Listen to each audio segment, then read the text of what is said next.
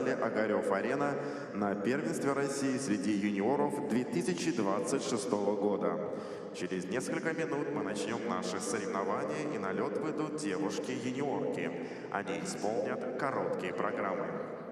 Уважаемые зрители, мы напомним вам, что во время соревнований запрещена фото- и видеосъемка с использованием вспышки, поскольку это может привести к травме спортсменов. Убедительно просим вас выключить звук на своих мобильных устройствах и не бросать предметы и цветы на лед. Подарки и цветы, вручаемые спортсменам по окончании их выступления, должны быть полностью завернуты. Благодарим вас за понимание. А сейчас разрешите представить официальных лиц соревнований, оценивающих данный вид. Старший судья Сергей Чемоданов, Московская область. Судейская бригада. Судья номер 1 Регина Трусова, Казань. Судья номер 2 Мария Казарина, Санкт-Петербург. Судья номер 3 Алла Шеховцова, Москва. Судья номер 4 Юлия Соловьева, Томск. Судья номер 5 Светлана Кандыба, Москва. Судья номер 6 Ирина Ильина, Санкт-Петербург. Судья номер 7 Владислава Глазкова, Челябинск. Представляем техническую бригаду. Технический контролер Юлия Андреева, Москва. Технические специалисты Наталья Лебедева, Московская область. Ольга Маркова, Москва.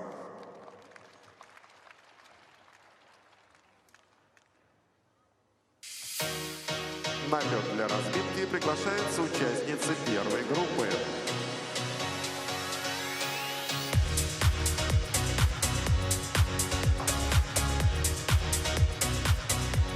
Диана Мельдо, Москва.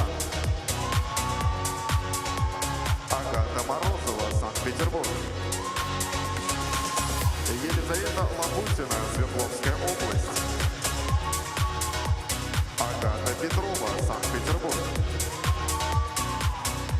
Майя Сарафанова, Москва.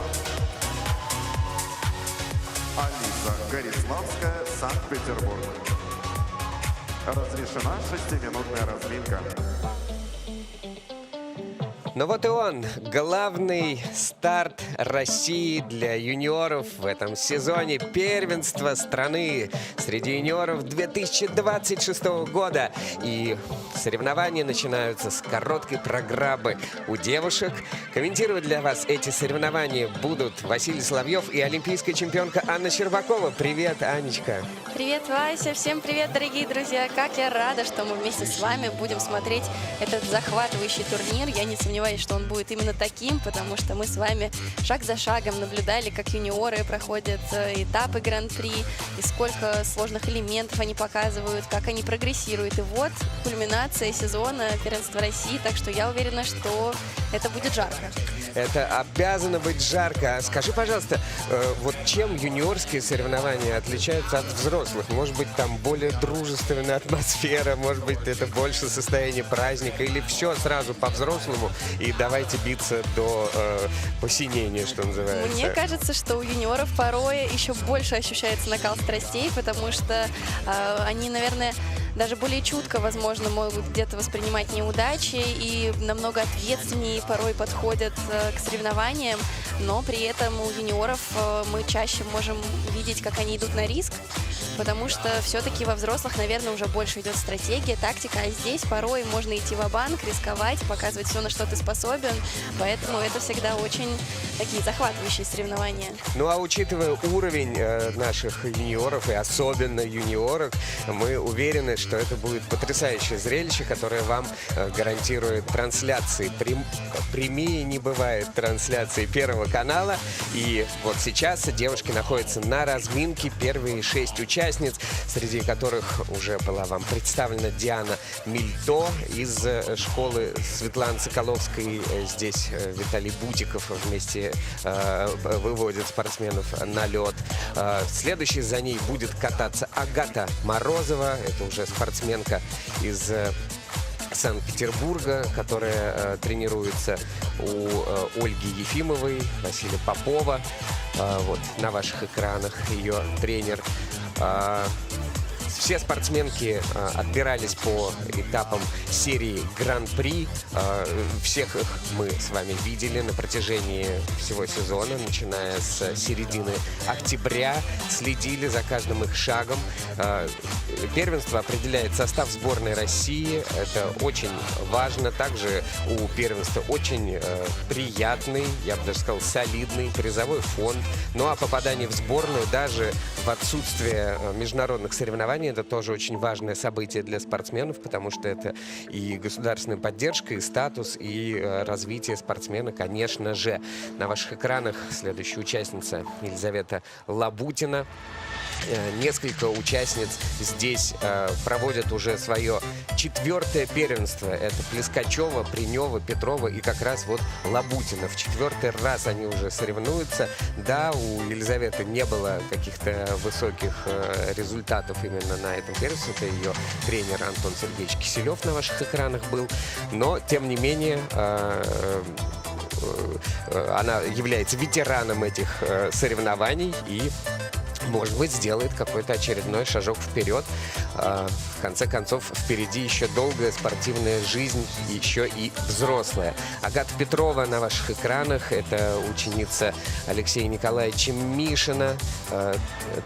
Вот он на ваших экранах вместе с Владиславом Сезгановым, также тренером питерской школы. Ну а вообще, кроме ветеранов, здесь еще и 10 дебютантов у нас на этом турнире. 10 человек, причем из Питер в этом сезоне, что отрадно, представлен 4 фигуристками. Остальные регионы — Екатеринбург, Липецк, Оренбург. Ну а основная мощь фигурного катания женского здесь представлена Москвой. 11 фигуристок из этого региона. Вот в том числе Майя Сарафанова. 5-й она будет кататься в этой группе.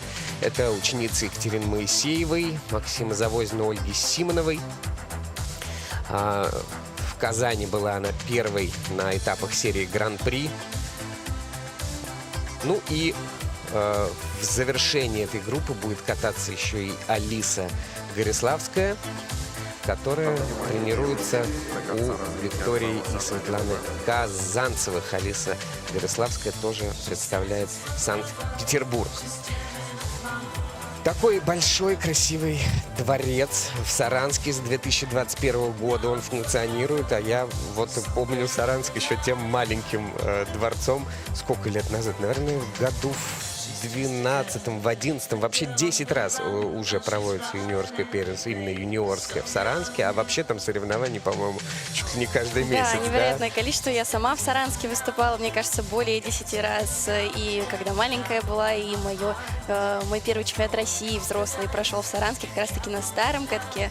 Ну вот, и на новом тоже один раз успела выступить на Кубке Первого канала в 22 году. Очень хорошая арена, и со старой ареной много воспоминаний связано, и новая арена прекрасная. Да, Саранск является одним из центров фигурного катания. Не знаю, вот на соревнованиях видели мы спортсменов прямо из Саранск? Кого-то видели. Надо будет покопаться и в голове, и вспомнить. Там тоже развивается фигурное катание. Здесь на этих конкретно соревнованиях саранских спортсменов нет. Регионы все я вам уже озвучил. Ну а на льду Диана Мильто. Катается она под музыку Рене Ольстеда «Hit the Road Jack», знаменитый хитовый трек, еще исполнявшийся 1000 лет назад Рэем Чарльзом. Девушка родилась в Ярославле, но переехала в Москву и сразу в школу Светланы Соколовской попала. С удовольствием Светлана Владимировна ее взяла и занялась ею.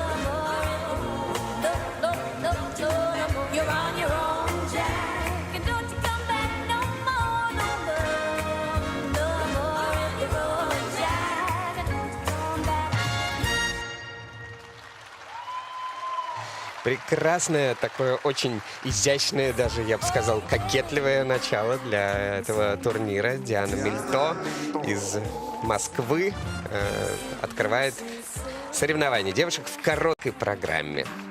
Диана умничка, что тут говорить, вообще прекрасно, когда соревнования начинаются с чистых прокатов, с таких уверенных, зажигательных, и которые точно радуют глаз. Видим мы, что и спортсменка довольна, и тренеры довольны прокатом. Мне показалось, что чуть-чуть, может быть, пока еще исполняла прыжки, аккуратничала, а потом уже под конец сама порадовалась и на дорожке уже в полную силу, и причем дорожка очень сложная, с очень интересными шагами, переходами, работой корпуса.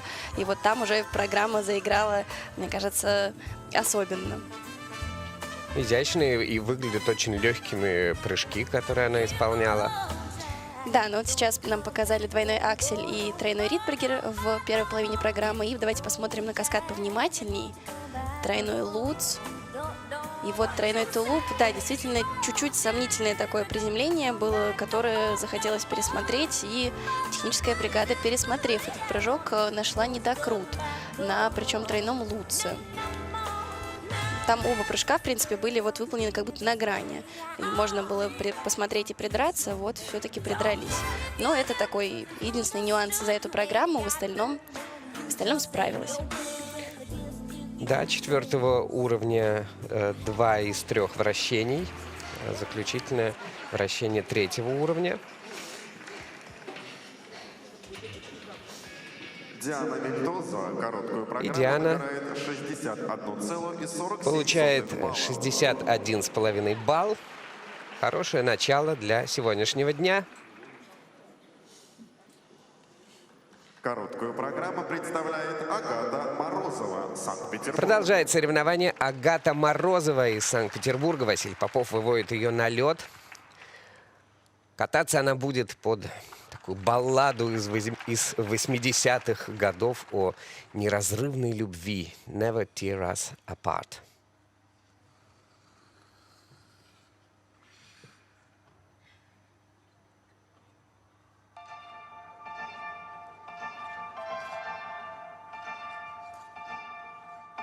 I put a spell on you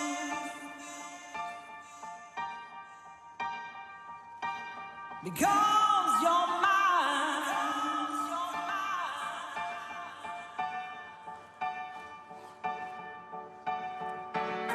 You better stop the things you do. I tell you I ain't lying.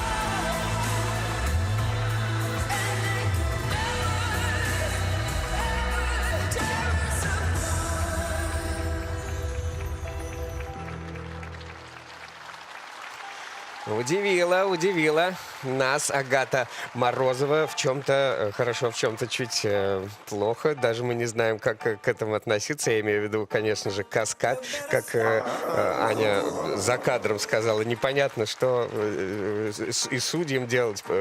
Либо похвалить за такой геройский выезд, героический, либо, наоборот, наказать как можно жестче.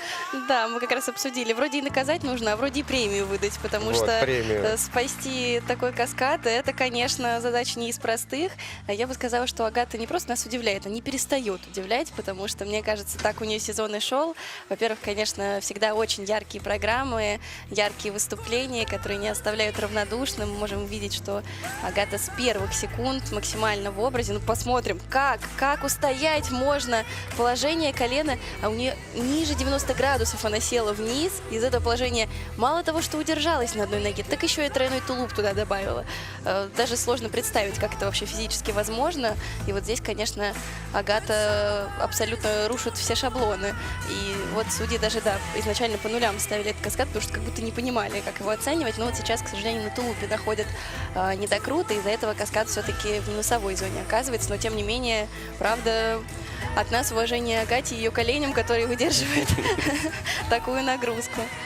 Вообще она очень гибкая, очень эффектные вращения, потрясающие физические данные у этой фигуристки. Ну и бойцовский характер тоже соответствует, поэтому я уверен, что Ольга Ефимова, которой нет на этих соревнованиях, она в Санкт-Петербурге работает, когда Агата вернется, ее обязательно за боевой настрой похвалит. Агата занимает первое место. Да, и она набирает чуть побольше, чем Диана Мильто, и пока лидирует. Для исполнения короткой программы приглашается Елизавета Лабутина. Елизавету Свердловская Лабутину выводит область. на лед Антон Сергеевич Киселев. Из Нижнего Тагила спортсменка каждый день ездит в Екатеринбург тренироваться 120 километров. Либо с папой на машине, либо с мамой, братом на электричке. Вот такое боевое это создание. Елизавета Лабутина, ветеран юниорского первенства. Ну, а дома в Нижнем Тагиле ее тренирует ее собственная мама Полина Лабутина, которая тоже тренер. Катается она под музыку из кинофильма про Бэтмена «Темный рыцарь».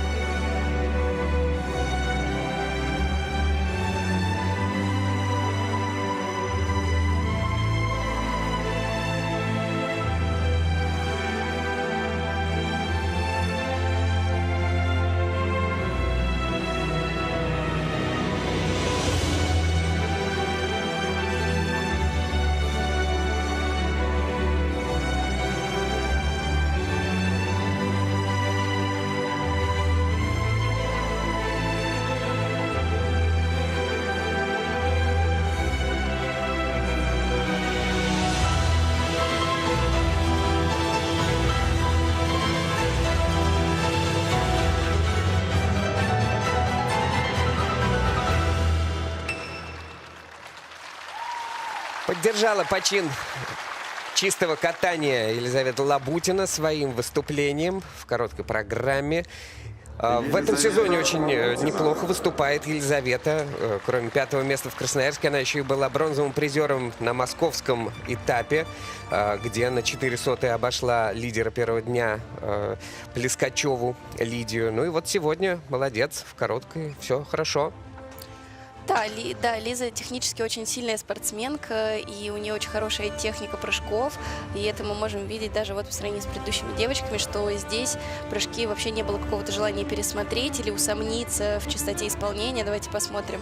Прекрасный пролетный тройной луц, уверенный тройной тулуп, и как любят говорить нам тренеры, что второй прыжок всегда в каскаде должен быть выше, чем первый. Вот, и в я тоже акцент обратил второй прыжок. внимание, да, что второй прыжок здесь прям выше. И у Лизы прям очень правильная техника, что первый прыжок исполняется пролетным, а второй уже вот прям свечкой, как мы говорим, то есть четко вверх она так вытягивается. Ну и Ридбергер, и Аксель с большим запасом на огромной высоте выполнены, и очень красивые положения в воздухе, так что вот технически прям очень сильное выступление, все чисто. То есть, а первый пролетный прыжок, он гарантирует хорошую скорость на вход на следующий прыжок. Задача, да, сохранить максимальную скорость для второго прыжка в каскаде, а второй прыжок уже как раз максимально можно в высоту толкнуться. Ну что ж, отлично.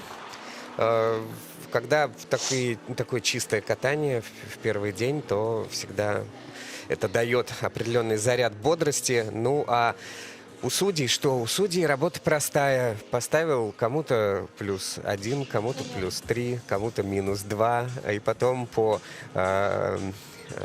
совокупности этих маленьких сотых балла и вырисовывается какой-то результат. А выбирать судьям, что называется, и не приходится, как раньше по системе 6-0. Просто ставишь то, как в реальности это спортсменка исполнил тот или иной элемент. И как-то вот дальше компьютер это все высчитывает, получается результат. И молодец, Елизавета Лабутина, она лидирует, а вслед за ней выступает Агата Петрова. Сам Алексей Николаевич Мишин выводит ее на лед вместе с Владиславом Сизгановым. Катается она под пение француженки Барбары Прави, которая поет манифест женской идентичности. «Мои руки, мои кости. Кто решил, что есть женщина? Бутон розы, полоска пламени», вопрошает певица. Очень это все выразительно и трогательно. И Агата, конечно же, настоящая артистка.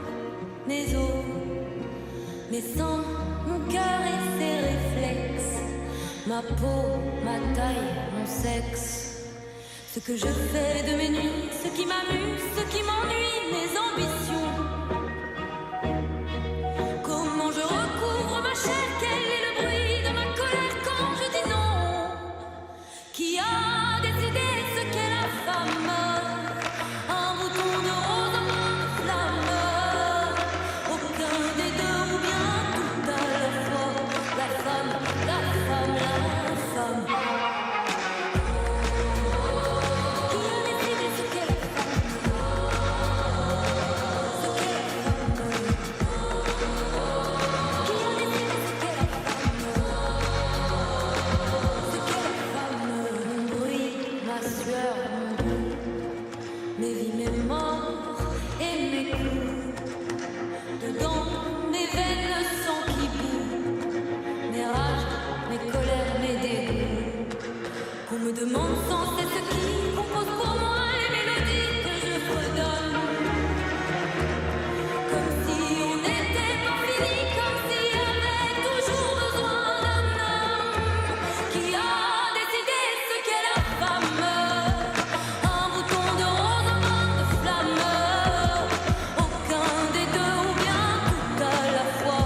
La femme, la femme, la femme. Qui a décidé ce qu'est la femme? Ce qu'est la femme. Qui a décidé ce qu'est la femme?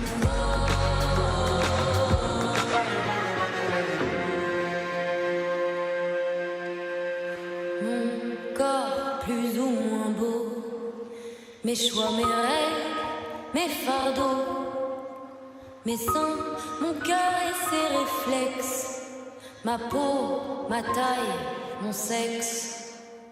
Qui a décidé ce qu'est la femme? Un mouton de rose, un vin de flamme. Aucun des deux ou bien tout à la fois. La femme, la femme, la femme. Qui a décidé ce qu'est la femme? Ce qu'est la femme. Qui a décidé ce qu'est la femme? Ce qu'est la femme. Qui a décidé ce qu'est la femme? Ce qu'est la femme. Молодцы, молодцы наши девушки. Агата Петрова откатала свою короткую программу. И в этом году она очень крепко выступает. Две бронзовые медали у нее на этапах серии Гран-при. Причем все в борьбе. Можно было и повыше немножечко подняться. Но вот очередной заход на призы. Но здесь, естественно, уже весь цвет нашего женского катания юниорского. Здесь попробуй пробейся. Очень сосредоточенное сегодня у Агаты было катание, и вот этот ее настрой и концентрация сегодня обернулись успешным прокатом. Чисто справилась она со своей короткой программой, и технически, опять же, не было никаких вопросов ни к одному элементу. Все прыжки с руками наверх выполнены, все с запасом. Вот сейчас мы увидим после тройного луца, как будто на долю секунды она так себя поймала и сразу же собралась на тройной тулуп. Все смогла сделать прекрасно. Ридбергер уверенный, все вращения 4-го уровня на хорошей скорости, красивые позиции. Дорожка шагов 3-го уровня, что очень высоко для юниорского катания. И дорожка очень понравилась, насколько интересная была работа рук, корпуса, и все это с интересными переходами под музыку очень классно ложилось. Вот, но мне показалось, что сегодня все-таки вот немножко в себе она была, мне не хватило ее глаз. То есть немножко она вот ушла в себя внутрь, и, возможно, сегодня так и нужно было. Может быть, волнение, может быть, вот такой серьезный настрой. Я вот еще обратил внимание по оценкам, что из всех выступивших сейчас 4 девушек у нее у единственной на Луции Тулупе нет ни восклицательных знаков, ни кьюшек. Она Да, прямо самая чистая распечатка пока что Да, сегодня. сделала. И она лидирует. Причем опережает на целых 6 баллов ближайшую преследовницу Короткую Лабутину. программу представляет Майя Сарафанова. Москва. А на льду Майя Сарафанова из Москвы, Екатерина Моисеева, Максим Завозин, ее тренеры выводят на лед эту 14-летнюю спортсменку, которая будет кататься под композицию «Лакримоза». До 6 лет занималась Майя художественной гимнастикой, и там выигрывала призы. Но вот в итоге сделала выбор в пользу фигурного катания.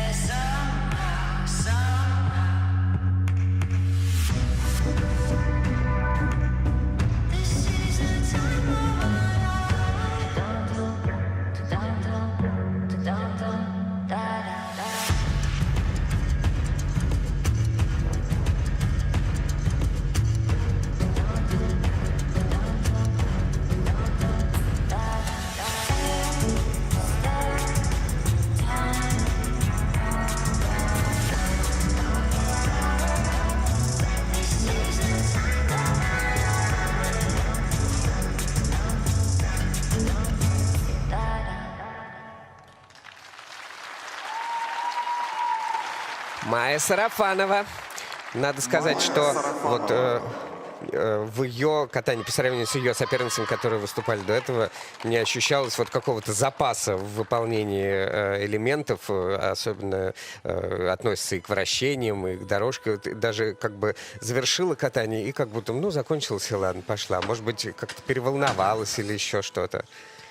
Тебе как показалось? Мне показалось, что да, как будто, выезжая на старт, сильно нервничала Майя, но мне как раз-таки очень понравилось, что во время проката можно было наблюдать живые эмоции, как от волнения это переходит Потихонечку уже, да, как ее избавляется. отпускает, как она начинает более ярко показывать эмоции в своей программе. Начала вот она с двойного акселя. В принципе, программа хореографически очень интересно поставлена, но действительно вот какое-то время, пока исполнялись прыжки, Майя была очень сосредоточена. И вот каскад тройной тулуп, да, мне кажется, он был выполнен без запаса, и хотелось бы, да, пересмотреть замедленный повтор, но тулуп чуть-чуть не дотолкнулась, она высоты немножко не хватило, и из-за этого находит недокрут на тулупе, но зато после этого, как она полетела, и как в дорожке заулыбалась, как начала отыгрывать свою музыку, очень классно, очень она пластичная, умудряется в дорожке выполнять сложные повороты коньком, при этом корпусом, очень интересно уходить в разные прогибы, так что это очень впечатляет. Да, это еще одно выступление в копилку чистых выступлений, да, в общем и целом. Конечно, где-то мы следим за уровнями вращений, где кому не хватает, за уровнями дорожки шагов или там недокруты, и судьи все это отмечают. Но, безусловно, спортсменка тоже очень техничная и очень легкая.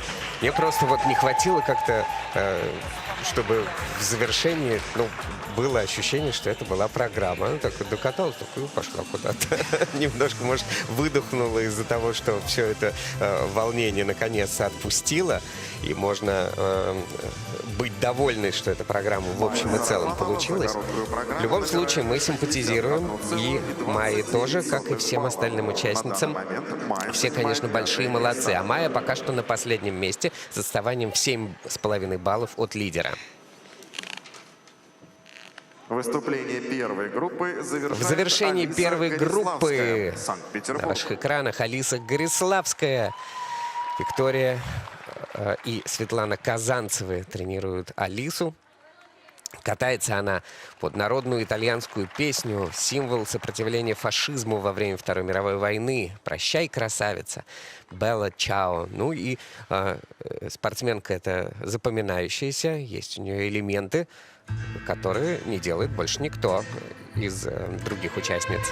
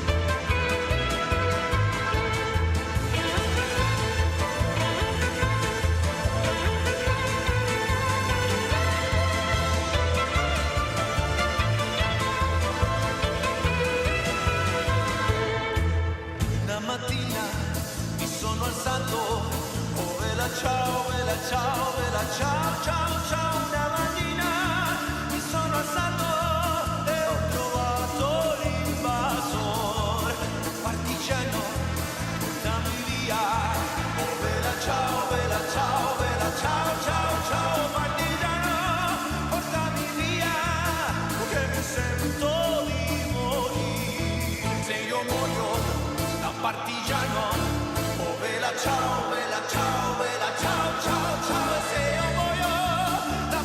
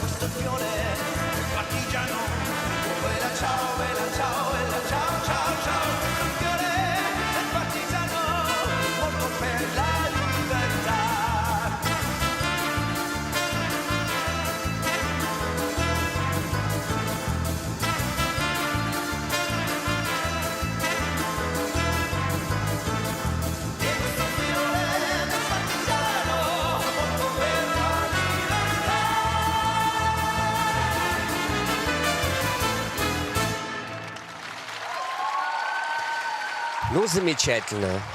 Поздравляем всех с началом этих соревнований. Первая группа прям на вылет, в хорошем смысле этого слова, как ракеты, с потрясающими эмоциями. Все чистенько, все довольны. Как я люблю видеть счастливых людей по окончании катания.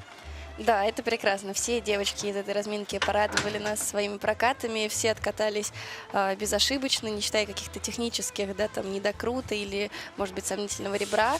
А так никаких не было ошибок, которые вот прям девочки сами совершили. Помарок на прыжках не было. Вот с чем мы их и поздравляем, собственно, в короткой программе. Ну а если говорить про Алису, то, как мы сказали, и до проката эта спортсменка запоминается. Вот сейчас на ваших экранах элемент, который на данный момент на соревнованиях, мне кажется, исполняет только Алиса.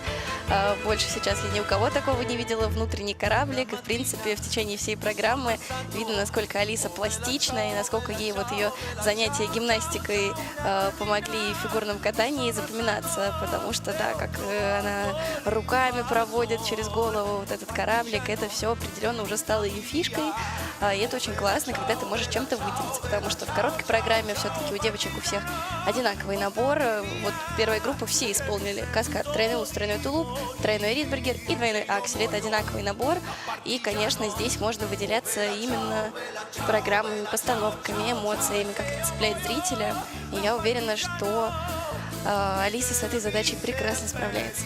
Ну и, конечно же, при наличии чистого катания, да, чтобы была какая-то база, с которой можно работать. Отыгрывает и перчаточки свои, и с Викторией Владимировной в Кисенкрай. Они смотрят на оценки, и это второй результат. Чуть побольше, чем у Лабутиной, но на 6,5 баллов меньше, чем у Агаты Петровой. А впереди вторая группа участниц. На лед для разминки приглашаются участницы второй группы.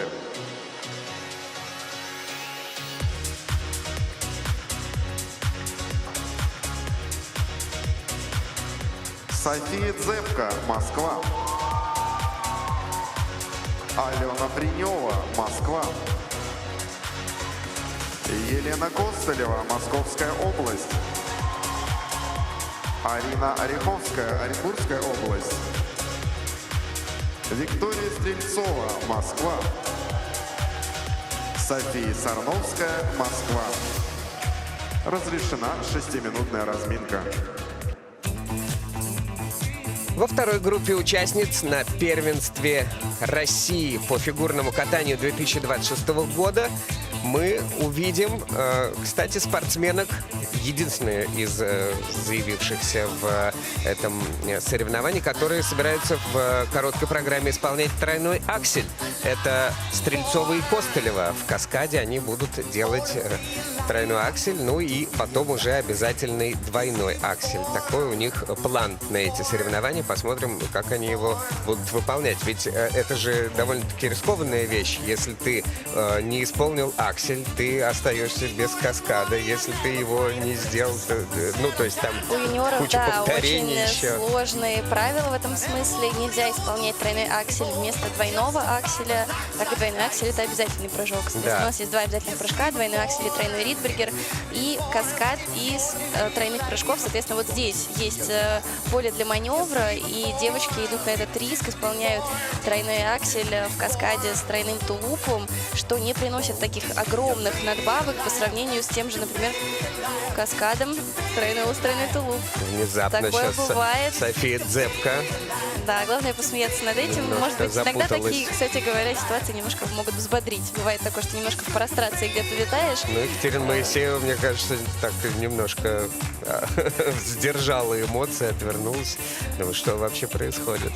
Интересно. Но да, тройной аксель — это большой риск, потому что при ошибке на нем очень много теряешь, а при этом при даже чистом исполнении это буквально преимущество около 1 балла, учитывая, что этот каскад зачастую исполняется в первой половине, да, каскад тройной ус, тройной тулуп во второй половине. Но это вот тоже возможность показать, что ты сильнее, показать, что ты можешь больше, и сразу к тебе будут серьезнее относиться. Первой будет кататься София Дзепка, которую мы уже с вами немножечко обсудили из-за ее такого внезапного кульбита на льду. София бронзовый призер прошлогоднего первенства. Выиграла в этом сезоне 2 этапа серии Гран-при. Заднее будет кататься Алена Принева, ученица Этери Тутберидзе. Здесь Сергей Дудаков выводит ее на лед. Алена Принева также катается на своем 4-м первенстве в жизни. Ну, в прошлом году была только 6-й. В этом году призов на этапах серии Гран-при тоже не взяла.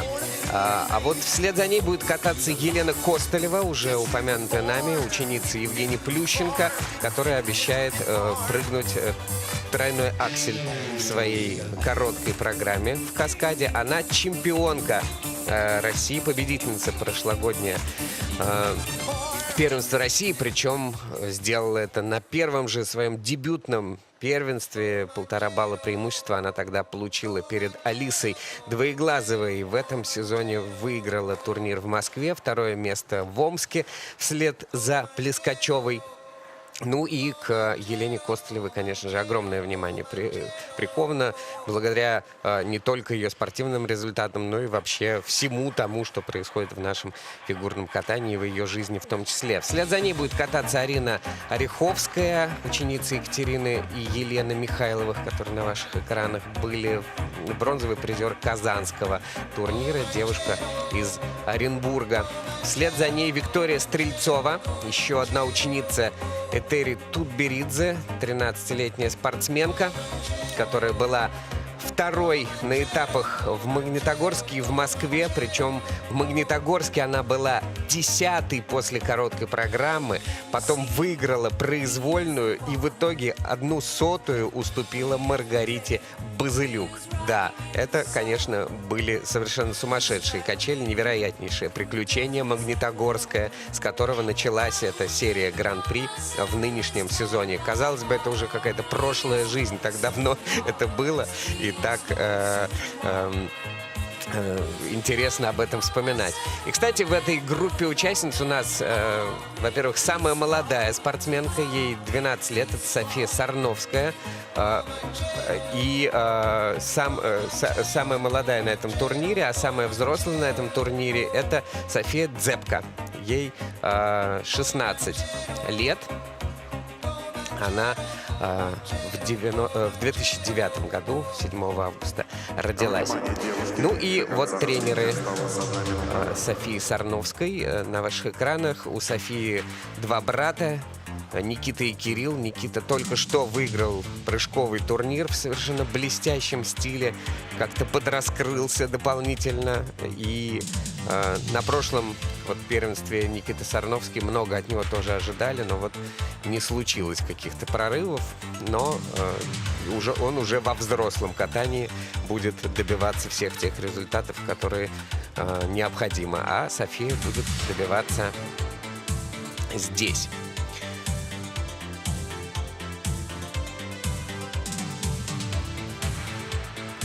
Все девушки исключительно яркие, интересные. Каждая девушка, принимающая участие в этом турнире, очень интересные личности. За ними очень интересно следить. И почти все девчонки из этой разминки уже владеют элементами ультра-си. Да. Конечно, сейчас кстати, короткой владеют из-за большого вообще риска. практически все участницы. Вот насчет Арины Ореховской немножко сомневаюсь, а остальные девочки, мне кажется, не мне кажется, мы знаем, что все владеют, да, и 4-ми прыжками, либо тройным акселем. Так что в короткой, да, не все идут на этот риск, но в произвольной, ой, что будет. Мне вот казалось, что только у Парсеговой не было турниров, не было на этапах серии Гран-при каких-то элементов ультра-си. Но, может быть, я ошибаюсь.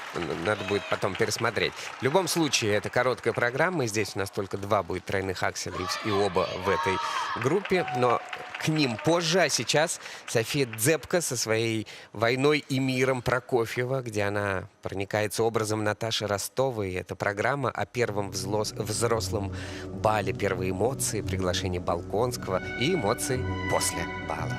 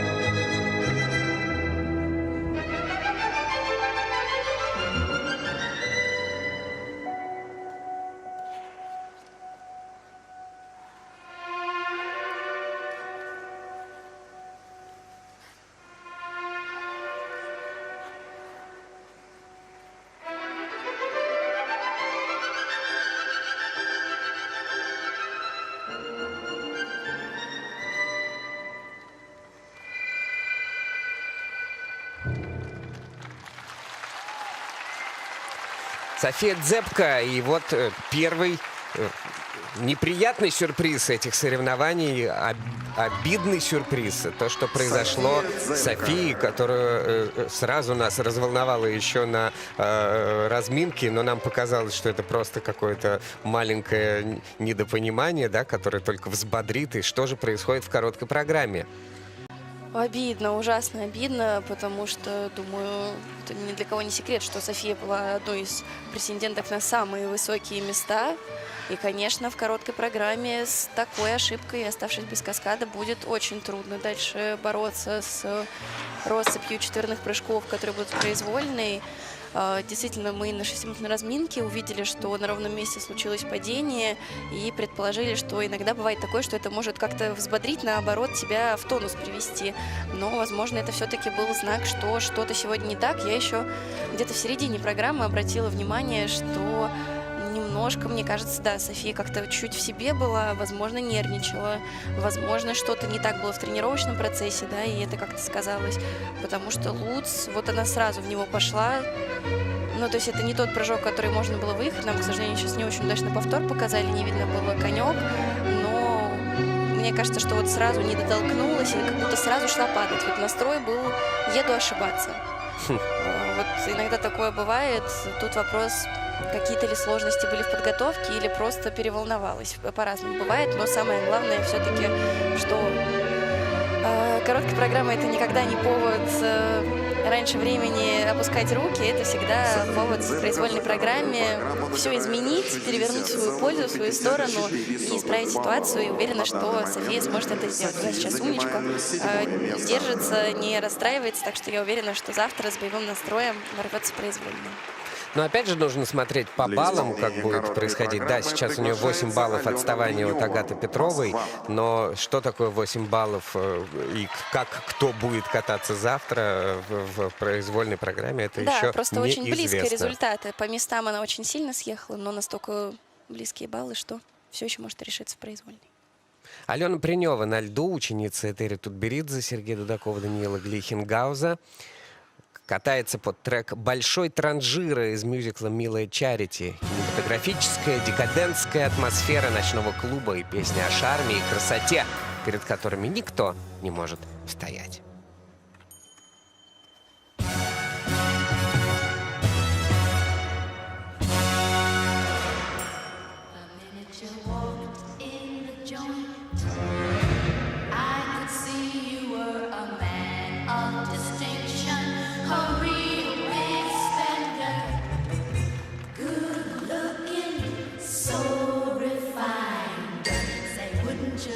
To know what's going on in my mind, so let me get right to the point. I don't pop my cork for every guy I see. Hey, big spender!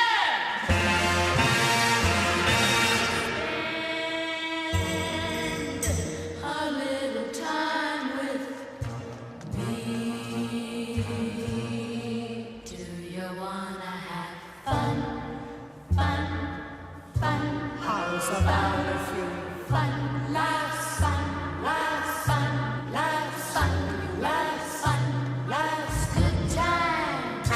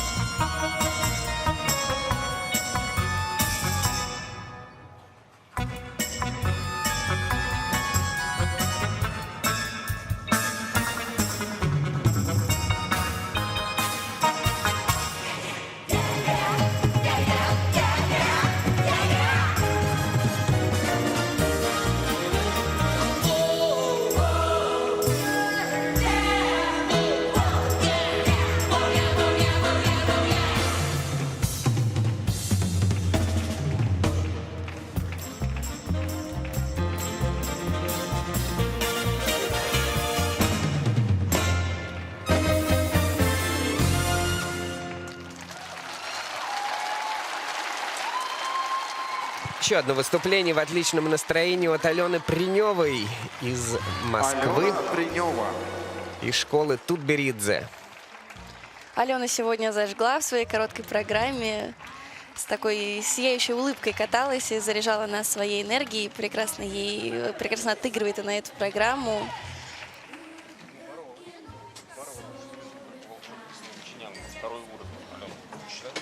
Ругается Сергей Викторович. Наверное, на дорожку, да? Нет, он говорит, Или на вращение? как так можно, чинян, второй уровень. Чинян, ну, на вращение. Да, прыжок во вращение. Сделала она не так, как должна была. Вот. А Георгий Пахилюк похвалил, сказал, боролась. Я думаю, что это про каскад. Сейчас мы видим, что Аксель и Ридбергер в первой половине, конечно, очень уверенно с запасом выполнены. И во второй половине на каскаде луц-ту-луп мне лично показалось, что можно Алене сильно увереннее в него идти, потому что эти прыжки не составляют особого труда. Алена и четверной луц умеет прыгать. И вот мы видим, что луц, ну как будто чуть-чуть она засомневалась на секунду в своих силах, но натренированность ее не дала ей ошибиться, и она все-таки сделала уверенный этот каскад. Молодец. Но по вращениям, действительно, вращение 1/3 уровня, а не 4-го. Не такая уж, казалось бы, и грубая ошибка, но я не понаслышке знаю, что в группе Тутберидзе не существует мелочей. И особенно за уровни на вращениях, конечно, всегда за ними очень пристально следят и стараются не допускать, чтобы вообще как-то такое случалось, что не доделано какое-то вращение. Ну вот девушки из школы Тутберидзе крепкие духом, и даже после критики, сразу после выступления, она все равно в отличном настроении, с каким-то это такой ободком привычный смешным на разбор голове. полетов после проката, конечно. То есть все рабочие моменты. Она на втором месте, 2 балла отставания от Агаты Петровой, а на льду Елена Костылева.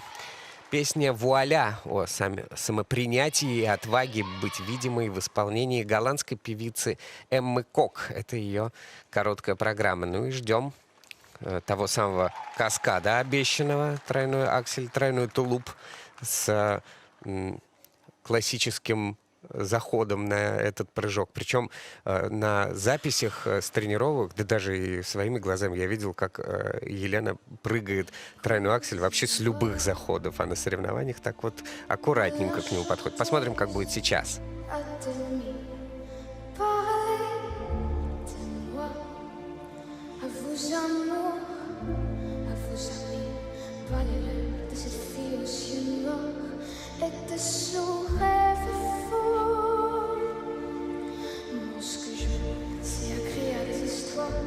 Qui arrive jusqu'à fond, c'est tout. Voilà, voilà, voilà, voilà, juste ici. Mon rêve, mon vie, comme je rêve, comme je ris. Mais voilà tout le gris et tout le silence.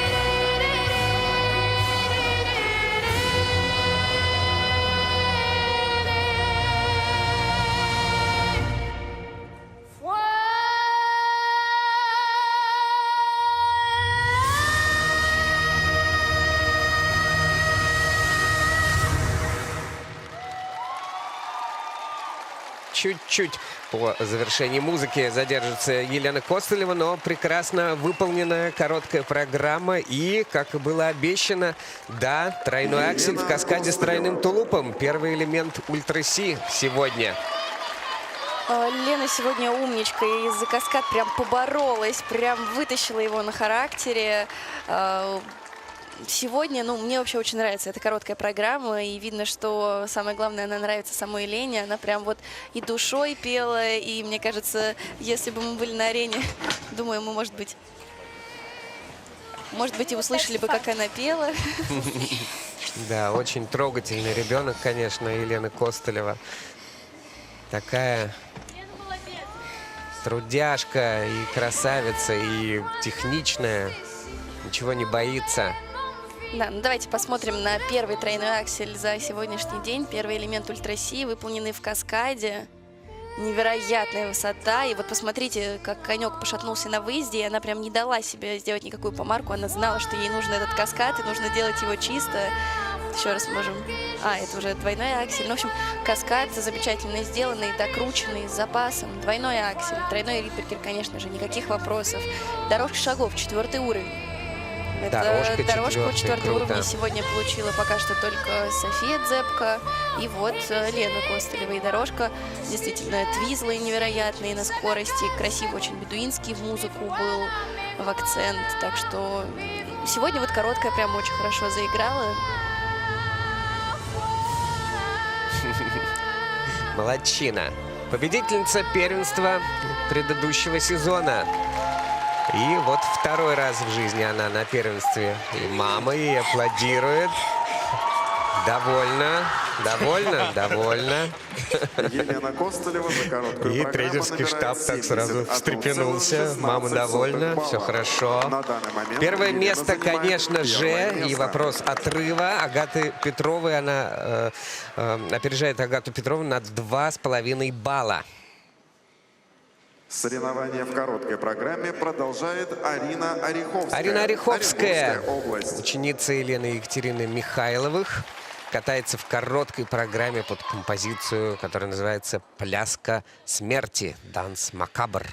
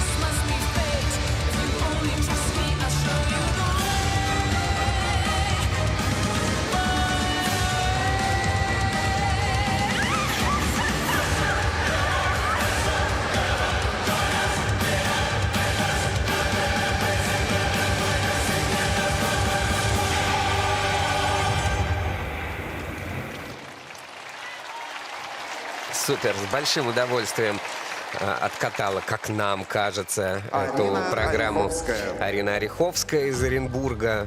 Много видел, слышал, читал ее интервью, где она говорит: я не хочу переезжать ни в Москву, ни в Санкт-Петербург. Я и в Оренбурге стану чемпионкой, вот увидите. Ну и является первой фигуристкой Оренбурга, которая в том числе и четверные прыжки старается делать. Ну, как вот мы отметили до начала проката, то, что, если и есть ультра-си у Ореховской, то пока что, в этом сезоне чистых не видели, да?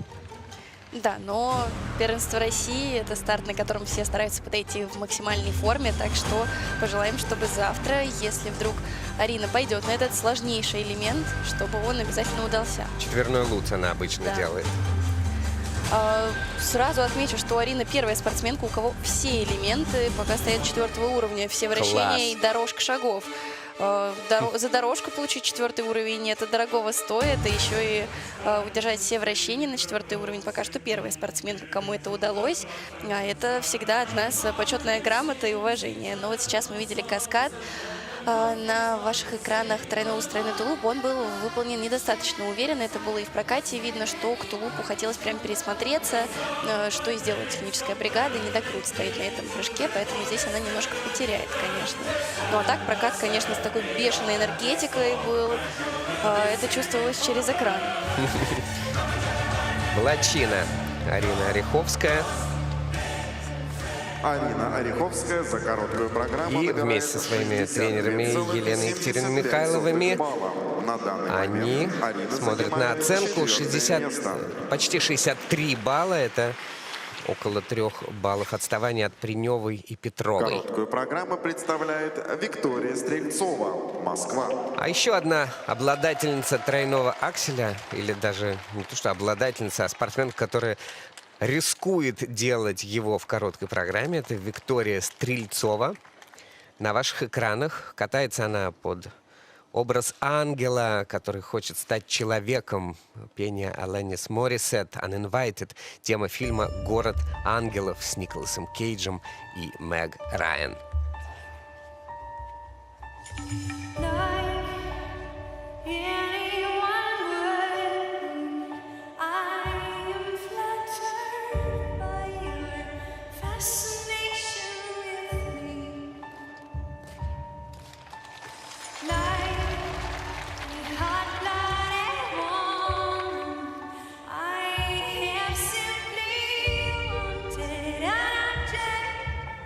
Crave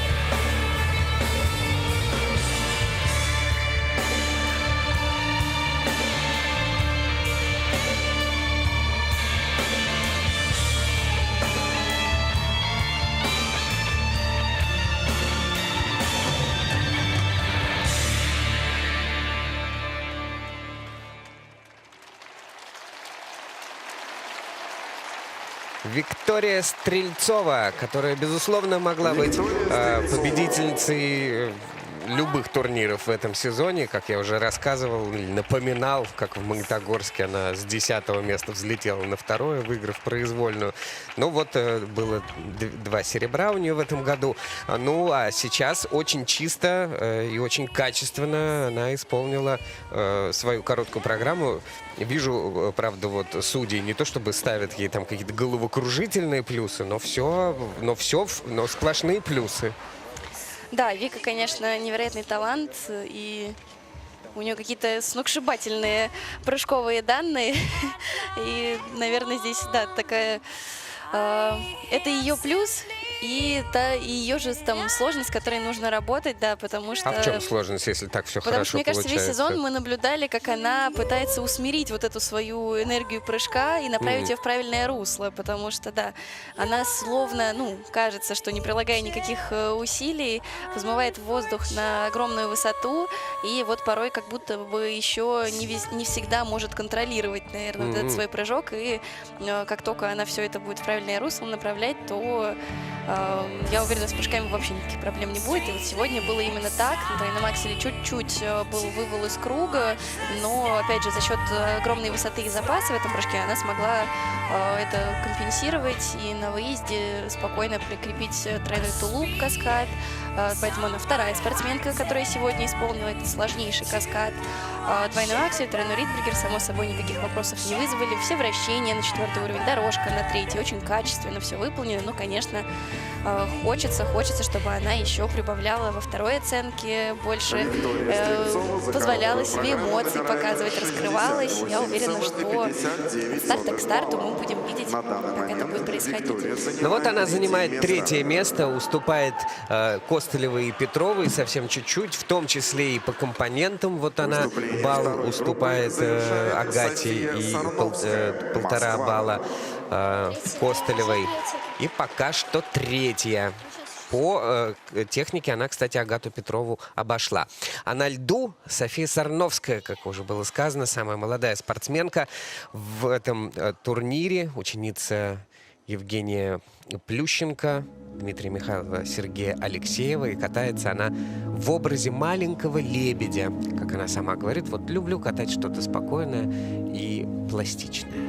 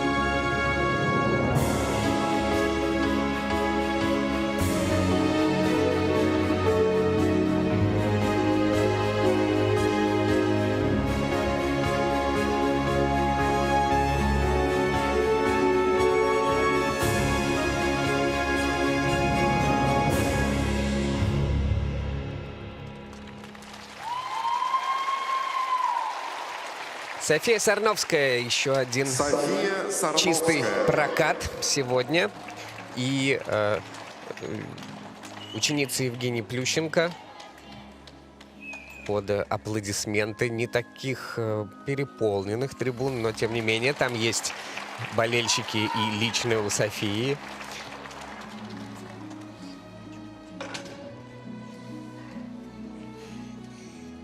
Что показывает Евгений?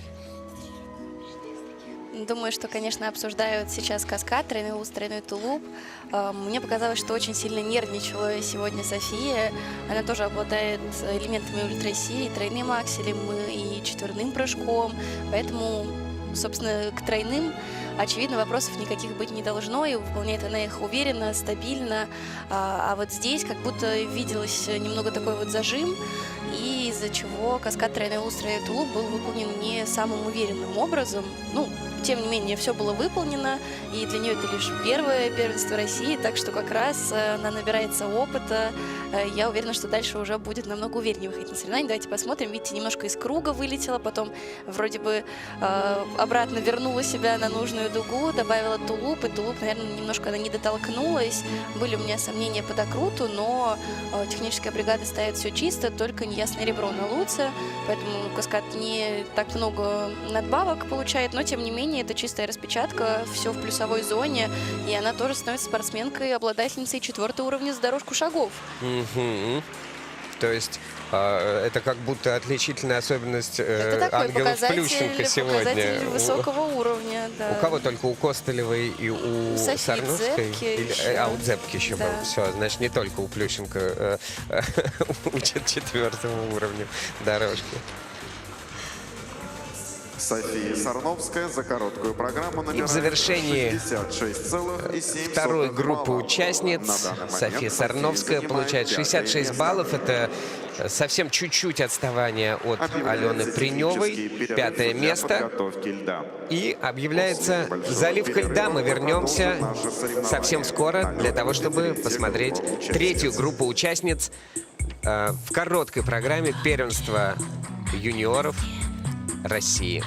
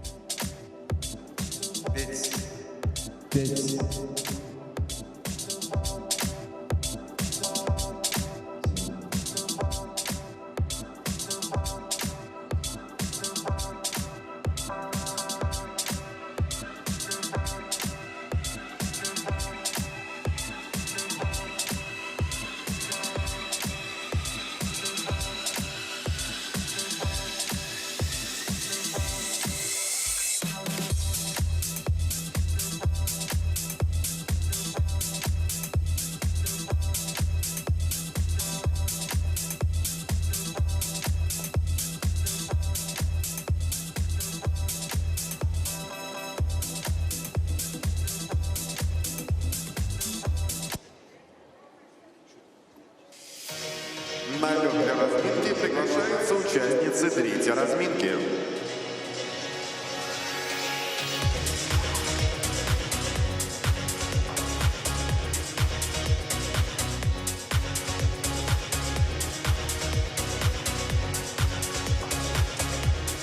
Маргарита Базылюк, Москва. Лидия Плескачева, Москва. Софья Смагина, Москва. Алиса Юрова, Липецкая область. Арина Барсегова, Москва. Софья Федотова, Санкт-Петербург. Разрешена 6-минутная разминка.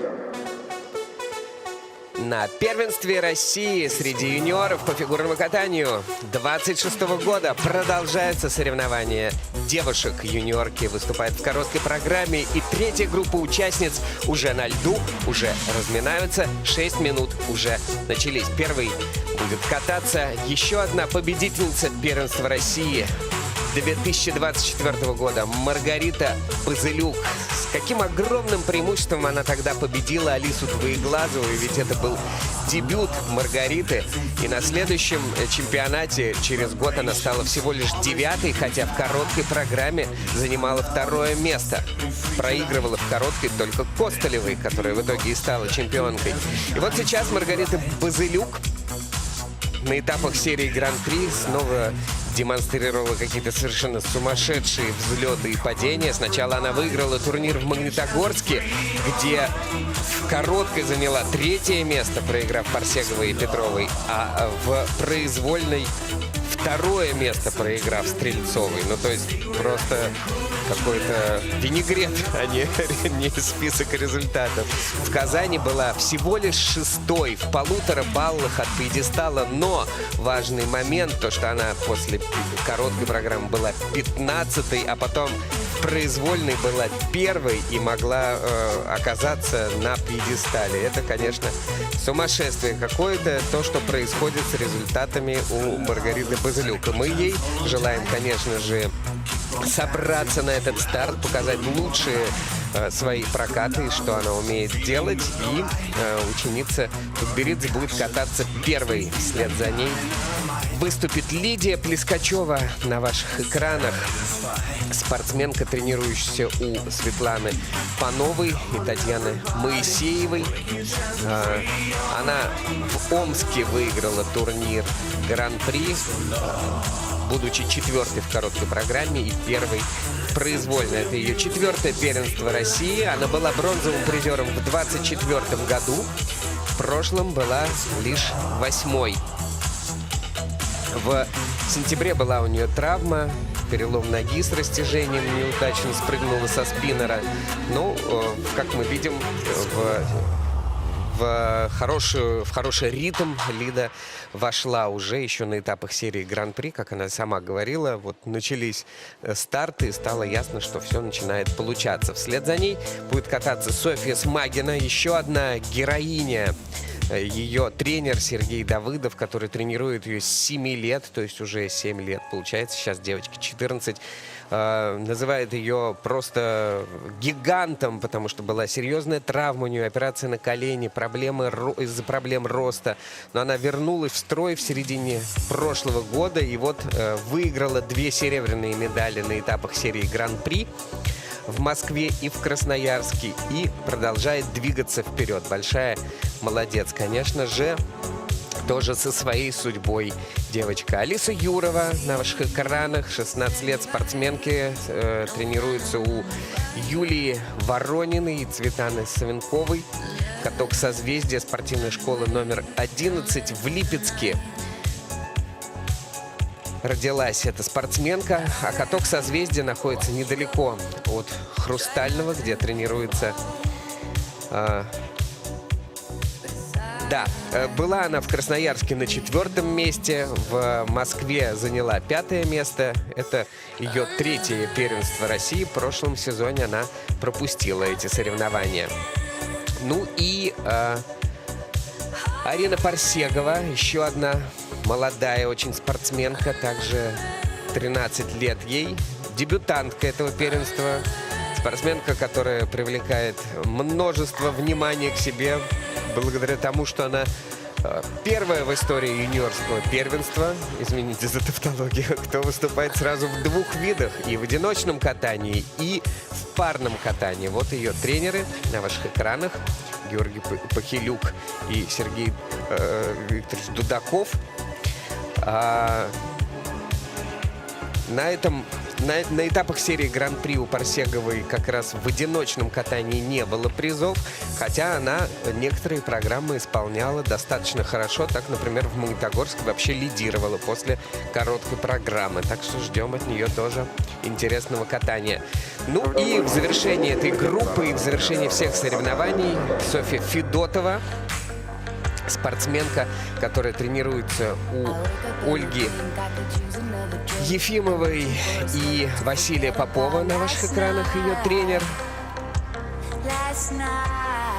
Она была бронзовым призером этапа серии Гран-при в Москве, но уже на следующем этапе московском она заняла всего лишь 11-е место, то есть не блеснула постоянством в этом сезоне, но вот выходит на свое дебютное первенство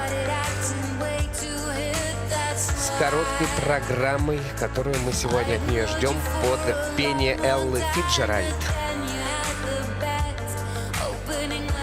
Очень интересная разминка, даже сложно прям кого-то сильно выделить, но, конечно, Маргарита Базилюк, с которой начнутся короткие программы в этой группе участников. Хочется ей пожелать удачи, потому что, правда, какие-то американские горки. Последний год у нее победительница позапрошлого первенства России. Хочется, чтобы она прошла вот этот вот сложный этап свой и вновь блистала и своим сложнейшим прыжковым набором, и при этом уже такая повзрослевшая, с таким красивым, осознанным катанием, которое мы наблюдали в этом сезоне. Маргарита Базилюк будет кататься первой. На ваших экранах руководство Федерации фигурного катания Александр Коган и Елена Чайковская. Маргарита Базилюк катается под музыку, такая баллада о потере дома и поиске любви. Некий прогрессив хаус с элементами лирики. Вот что творит в короткой программе Маргарита.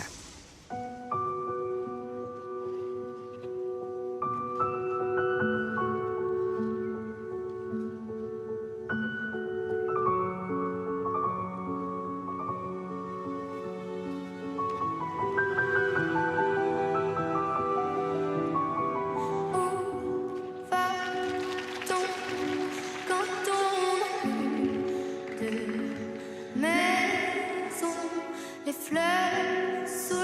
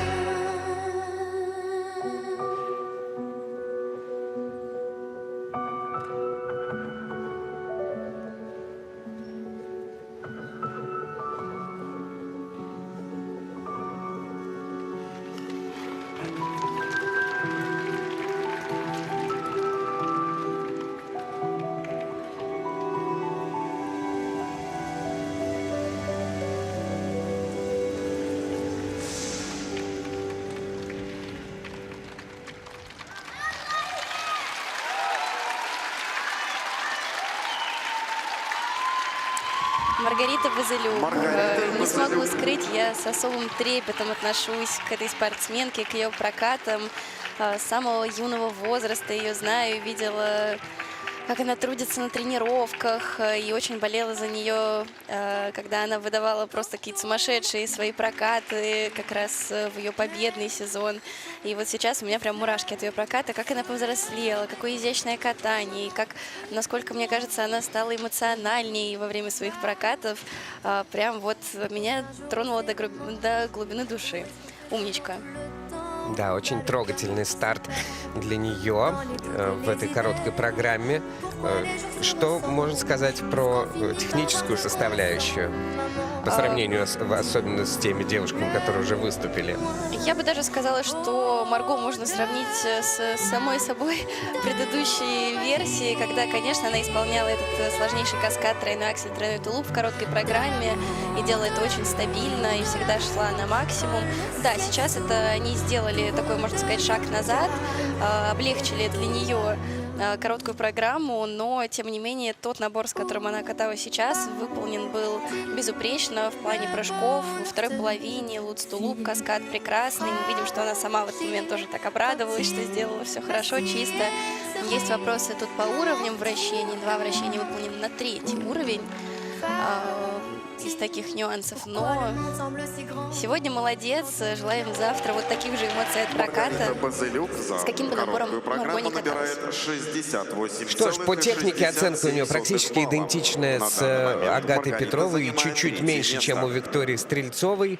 По компонентам вообще сотая в сотую с Агатой Петровой. Она на 3-м месте на данный момент. Разница в баллах с Агатой Петровой практически отсутствует. Лидия Плескачева на льду, ученица Светланы Пановой. Катается она под музыку из кинофильма «Мания Жизели». Такой был фильм Алексея Учителя, посвященный истории балерины Ольги Списивцевой. Совершенно потрясающая музыка. Леонида Десятникова, красивая.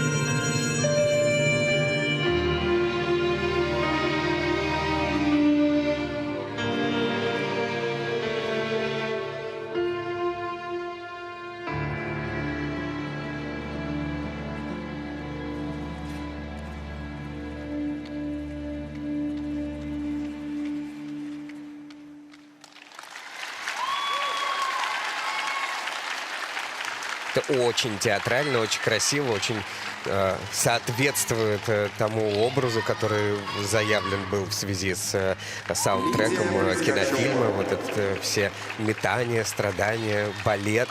Прям очень красиво. Мы даже пару раз ахнули. Да, очень завораживает короткая программа Лиды. В произвольной она зачастую берет более такую зажигательную, яркую, игривую музыку, которая, видимо, ей вот этого драйва придает, в том числе и элементов ультраси. А в короткой она предстает совершенно с другой стороны, абсолютно разноплановые у нее программы. И вот в дорожке прям искусство настоящее было, словно кружево плела прям вот своими коньками.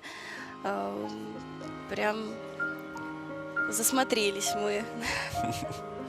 Это правда. Технически прекрасно справилась со своей программой. Начала в первой половине с двойного акселя, затем исполнила тройной ридбрегер. Все на ваших экранах.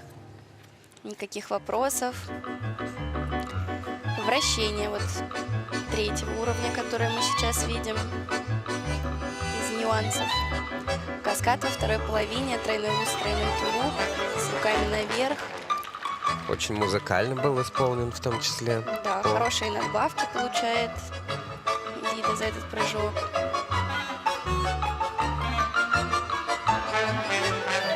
За дорожку получает очень хорошие надбавки, но третий уровень. Все-таки по уровням чуть-чуть не хватило ей до максимума. И в целом очень щедро, очень заслуженно щедро оценивает ее прокат. Уверена, сейчас будут очень высокие оценки. Это было очень взрослое катание. Да, это правда.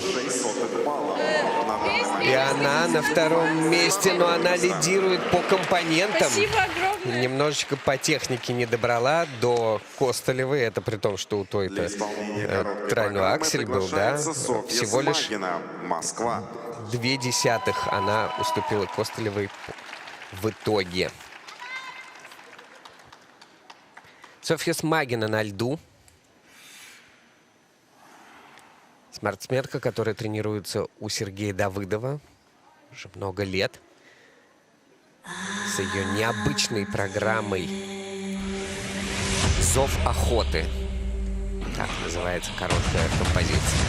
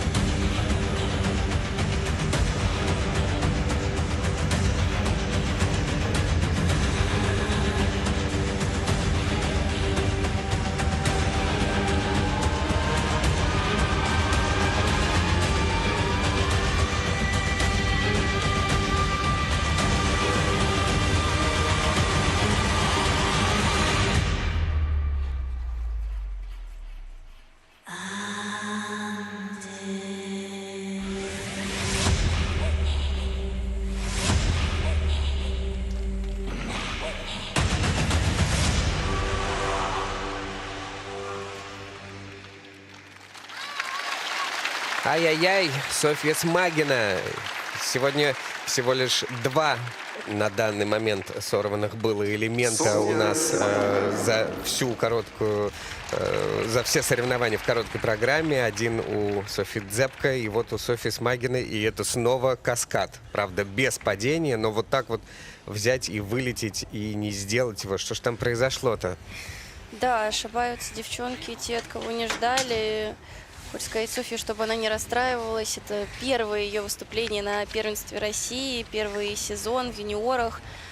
Видимо, перенервничала, потому что прям в течение сезона мы за ней наблюдали с огромным интересом. Она сразу приковала к себе внимание своей бешеной энергетикой. Мы ее называли вот прям сгусток энергии.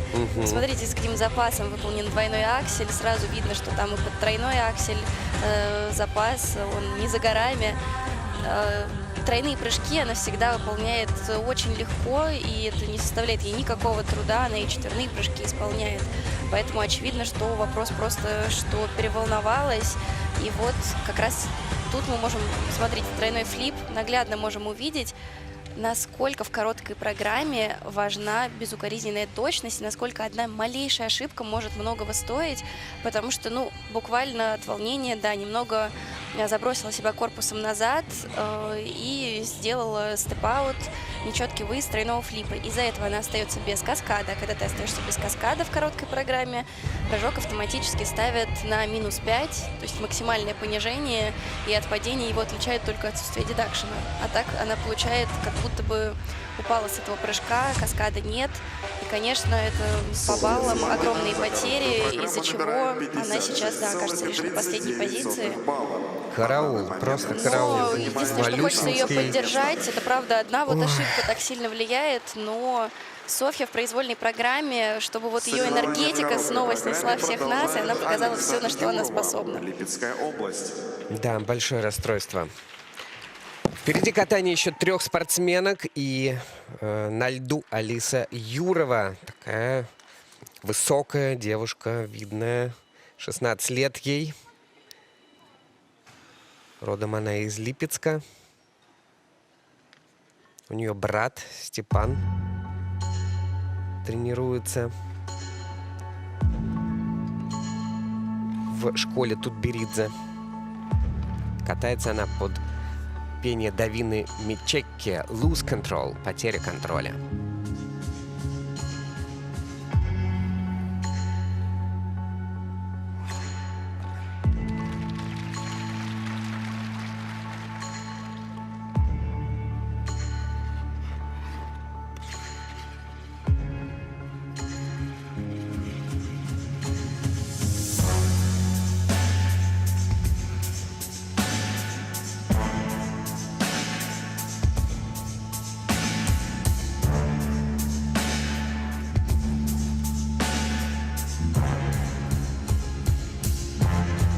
Don't you know I lose control when you're not next to me? I'm falling apart right in front of you. Can't you see? I lose control when you're not next to me. Yeah, you're breaking my heart, baby. You make a mess of me. Problem is I want your body like a thief, like a bad habit. Bad habits hard to break when I'm with you. Yeah, I know I can do it on my own, but I want that real full moon, bright and magic when it takes two. Problematic. The problem is when I'm with you, I'm not it. And I need some relief. My skin and your teeth can't see the forest through the trees. Got me down on my knees, darling, please.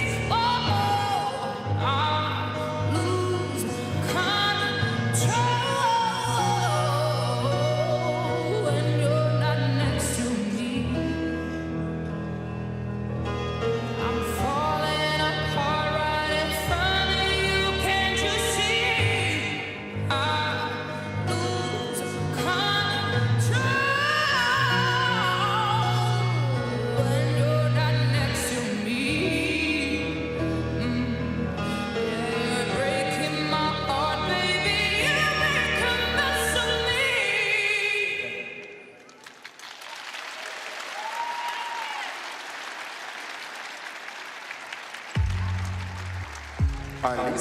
Алиса Юрова, молодчина, поддерживает ритм соревновательный этого турнира, который задан был около 1,5 часов назад спортсменками, которые в 98% случаев выполняют все чистенько, аккуратненько. И мы видим с вами сегодня соревнования прям на самом высоком уровне.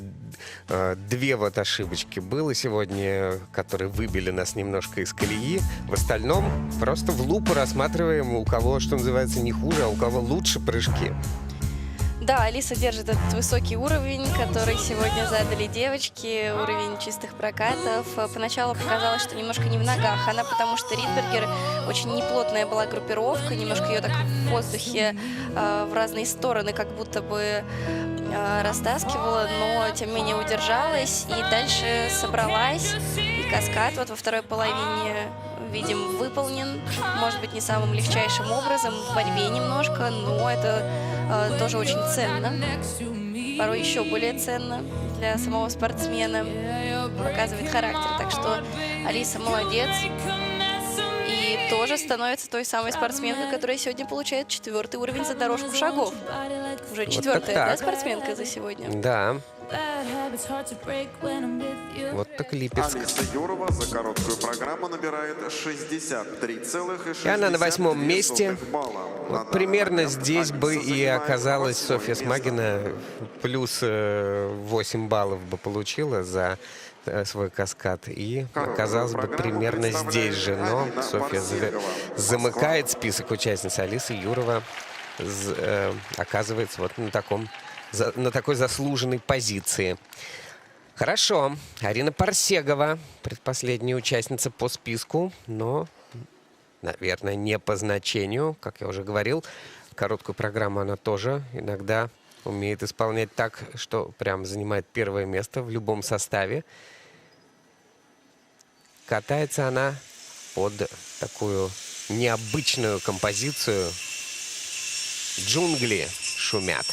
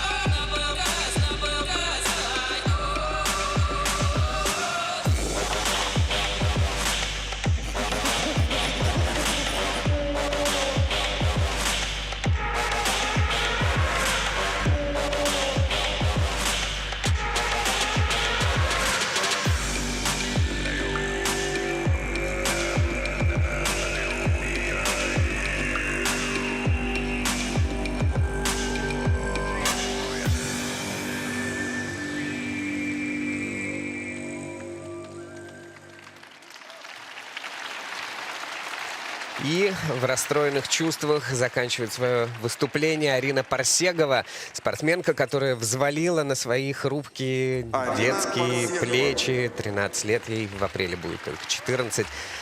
Выступление сразу в двух видах. В один из дней ей придется катать и произвольную программу в одиночном катании, и короткую в парном. Это, конечно, испытание. Ну, вот на что делать ставку, интересно, да, при таком... Ой-ой-ой, расстроилась наша девочка. Ариша, не расстраивайся так. Конечно, да, ошибки бывают, это опыт, тем более, что правда, невероятная нагрузка выступать сразу в двух видах. Арина в этом смысле первопроходец такой, на себе все это испытывает, конечно, это сложно, но ошибки случаются, да, и порой и порастраиваться чуть-чуть можно, выпустить эмоции, но главное долго на этих ошибках не зацикливаться, двигаться вперед, тем более, что соревнования в другом виде у Ариши еще даже не начались. Вот, так что, да, забыть, отпустить и с чистой головой, с чистыми мыслями в следующий день. Ну, больно же еще вдобавок, такое падение неприятное. Я понимаю, что вы фигуристы привычные, но тем не менее. Уверена, что Арина сейчас больше от расстройства, конечно, плачет. Да, наверное. Да. Но главное, правда, отпустить, забыть, и в новый день с новыми силами, и все обязательно получится. Злополучный каскад. Сегодня 3 ошибки у нас получается, и все 3, ну такие, я имею в виду, прям весомые, все 3 в каскадах. Остается без каскада Арина Парсегова. У нее результат по технике вот ровно такой же, как у Софьи Смагиной, прям 5 сотых всего лишь разница. Примерно такой же результат у нее и по компонентам, и она оказывается 17-й, потому что у нее еще и балл дедакшена за падение. 17-й – это на данный момент последнее место. А впереди катание Софьи Федотовой. Спортсменка, которая тренируется у Ольги Ефимовой, Василия Попова и Елены Формазовой. И катается она под пение Эллы Фицджеральд. Такая довольно-таки артистичная, танцевальная программа. Давай нам настроение, Софья. I know a secluded place, a place where no one knows your face, a glass of wine, a fast embrace. It's called Hernando's Hideaway. Ole.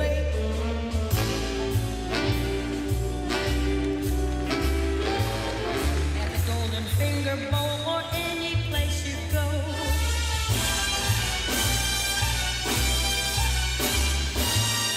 You will meet your Uncle Max and everyone you know.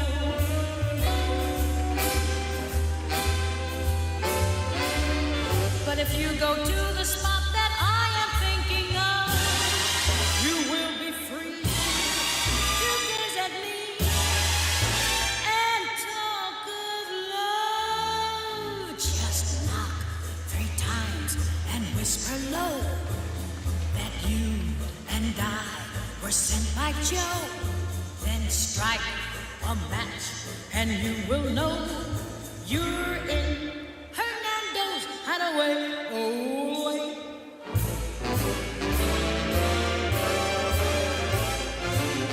I know a dumb, secluded place,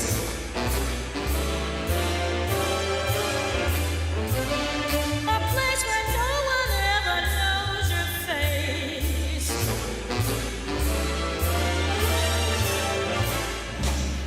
Wine is fine in the fast embrace.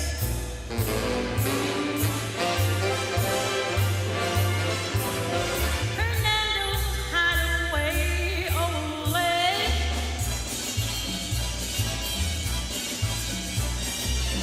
At the Golden Finger Bowl or any place you go.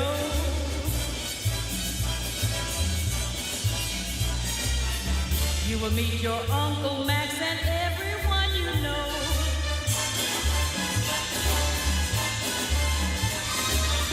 But if you go to the spot that I am thinking of, you will be free to gaze at me and talk of love. eyes and whisper low that you and I were sent by Joe. And strike a match, and you will know you're in Hernando's hideaway.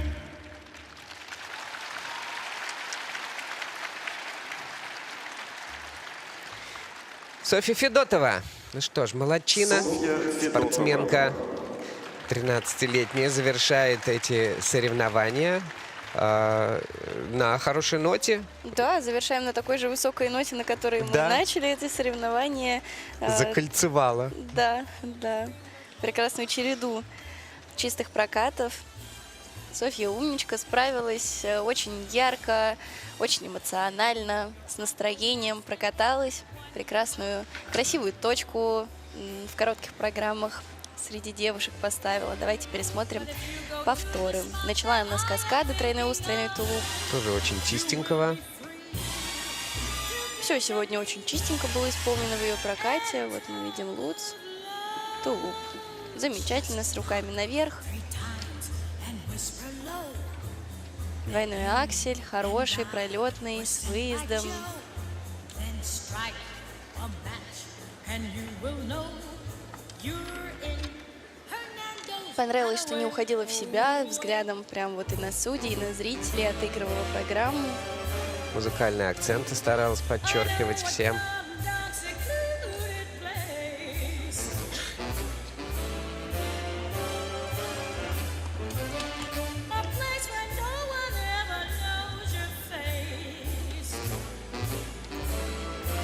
Видим закон прекрасный, на 4-й уровень исполненный, с хорошими надбавками, так как в такой практически максимальный прогиб ушла. Очень такое вот хорошее, чистое, качественное катание. Вот не придраться. Софья Федотова Так и за есть. короткую программу И набирает пусть вас не смущает то, что она 64,30 находится на 8-м балла. месте, все-таки По итогам очень короткой маленький программы отрыв, Софья занимает 8-е особенно место. от первой группы участниц завтрашней, да, от Уважаемые 6-го зрители, места. на этом соревнования в Все короткой очень программе у девушек плотно подошли по к результатам, концу. и любая Через может несколько оказаться минут состоится достаточно торжественная высоко. церемония Из спортсменок открытия вот наших на ваших соревнований. экранах как А в 17 распределились часов 10 оценки минут мы продолжим на данный наши момент. Впереди выступления. Костылева, На лед Плескачева выйдут юноши, отстает юниоры. всего лишь Они на исполнят 2 короткие десятые, программы. обогнав Елену в оценке по компонентам. Далее Петрова, Базылюк, Стрельцова и Принева. Такой будет группа сильнейших в произвольной программе. Спасибо вам большое, дорогие друзья, за интерес к фигурному катанию. Первая часть сегодняшних соревнований на первенстве России среди юниоров 26 года подошла к концу. Юниорки продемонстрировали свою короткую программу. И мы с Анной Щербаковой не прощаемся с вами. Увидимся на юношах.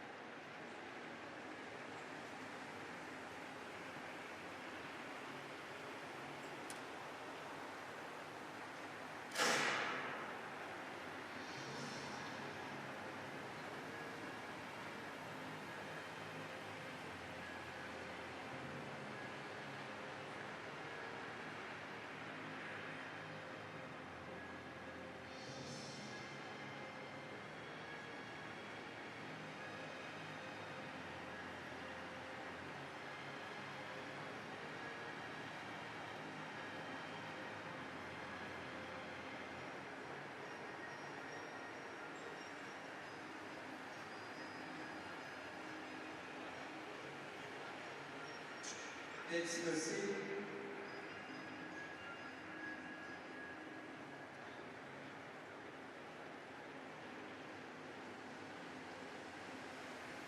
It's the sea.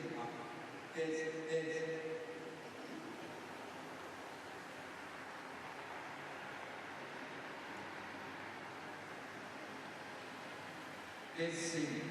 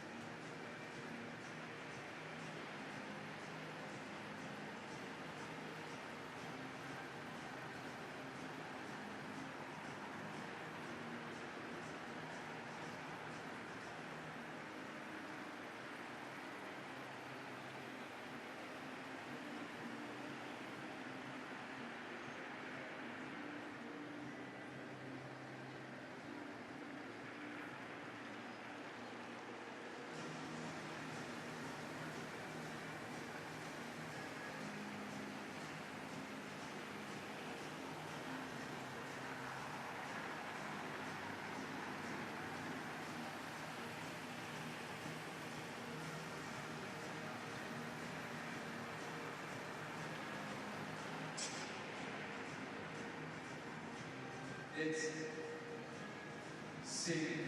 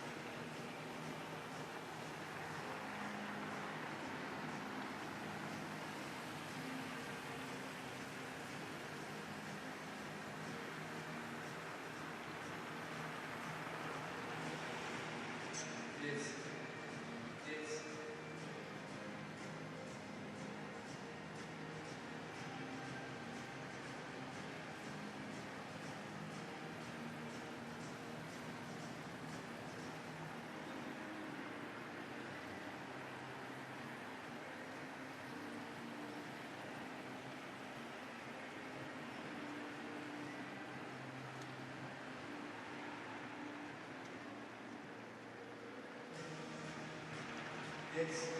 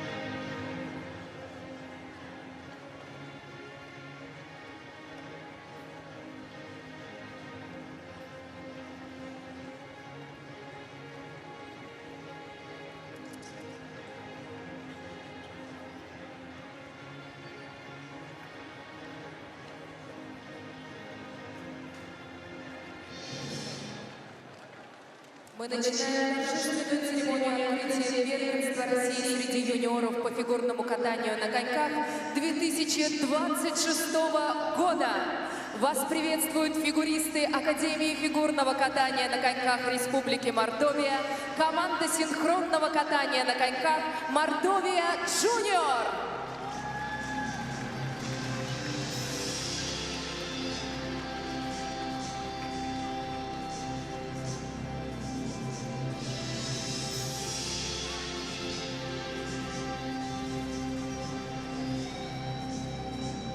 Давайте громче поприветствуем наших фигуристов.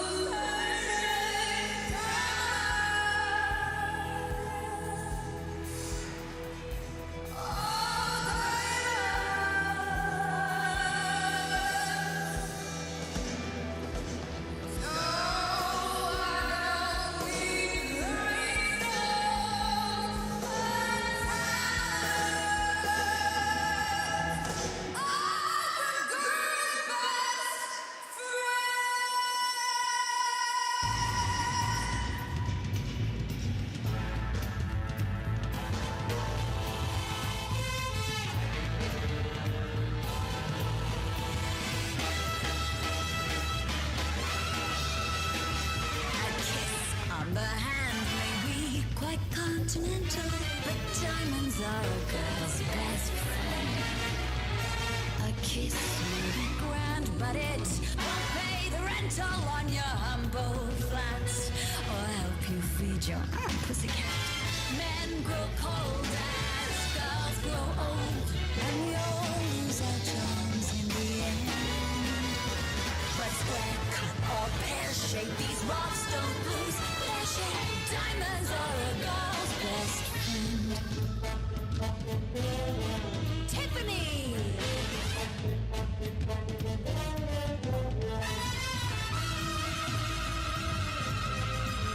Cartier!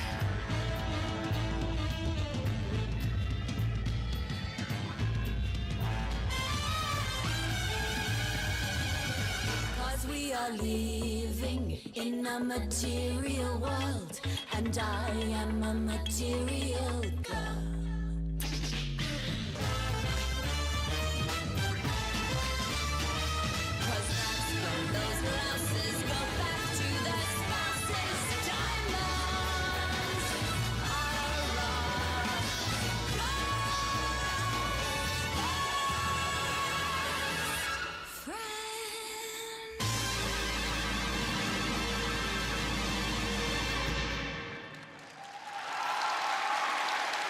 Команда синхронного катания на коньках Мордовия.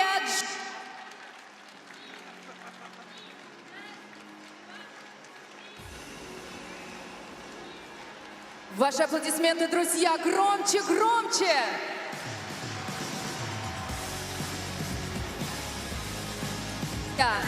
Дорогие друзья, уважаемые участники соревнований и гости, мы от всей души говорим вам «Шум, брат!», то есть здравствуйте и добро пожаловать в Мордовию! Вы приехали к нам со всех уголков нашей необъятной родины России. И мы хотим, чтобы вместе с победами и наградами участники соревнований увезли частицу нашей культуры, теплоты и гостеприимства из Мордовии. любовью. Друзья, вас приветствует фолк-группа «Мерема».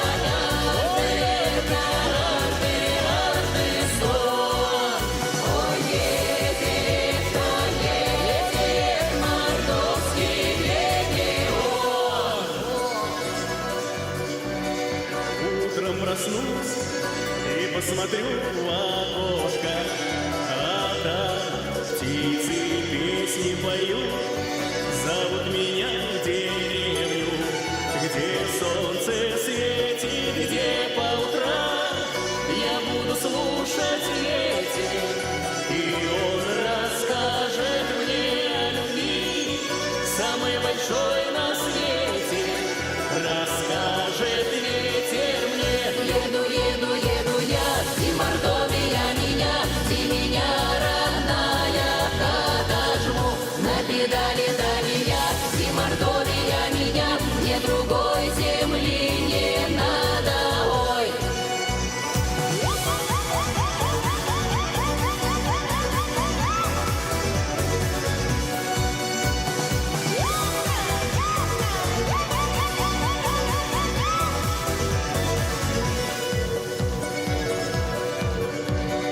Вот этот дом, и та тропинка детства, и сад. Я опять босиком бегу, и бьется сердце, и будет время мчаться назад, со мною словно птица, и все увидеть я буду рад, мой край, моя частица, лечу как птица я. Еду, еду, еду я, и Мордовия меня, и меня родная хата жму, на педали дали я, и Мордовия меня, мне другой земли не надо, ой.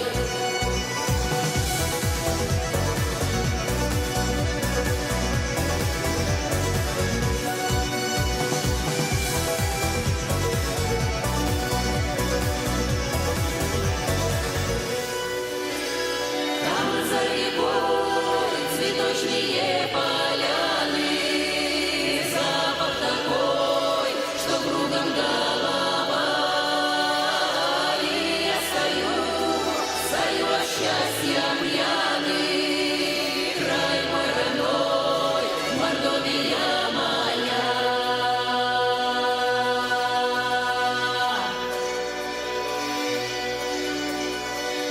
Еду, еду, еду я, и Мордовия меня, жди меня, родная хата жму, на педали дали я, и Мордовия меня, мне другой земли не надо, ой. Еду, еду, еду я, и Мордовия меня, жди меня, родная хата жму, на педали дали я, и Мордовия меня, мне другой земли не надо, ой. Еду, еду, еду я, и Мордовия меня, ой. На педали дали я, и Мордовия меня,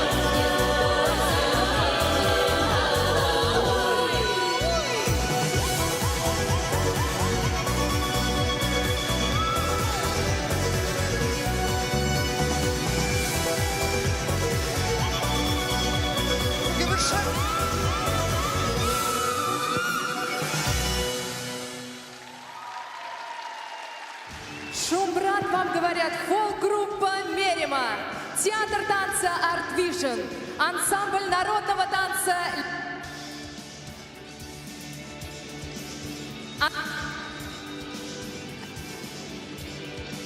и заслуженные артисты республики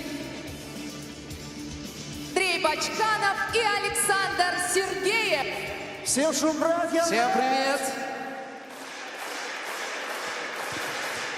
Вместе с нами.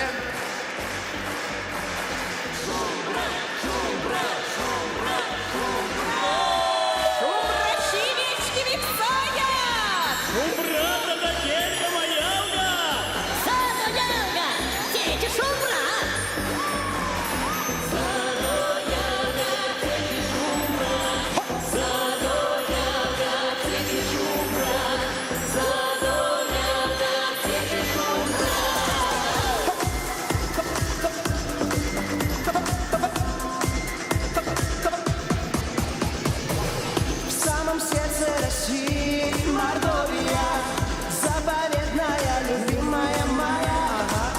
Какие красоты, какие рождаются сны, с песней и ненармы наживают они. Эрзя и Мокша, корни одни, упрямый характер, мордовские мы. А ты, коса, там, коса, мы одна семья, моя родина. Место силы в нашей крови, место силы в нашей любви. Две красавицы, любимые Россия и Мордовия. А по-мордовски здравствуй, это Шобра. Значит быть добру, здоровья, собра. Это Шобра. Улыбаемся и делаем вот так, вот так.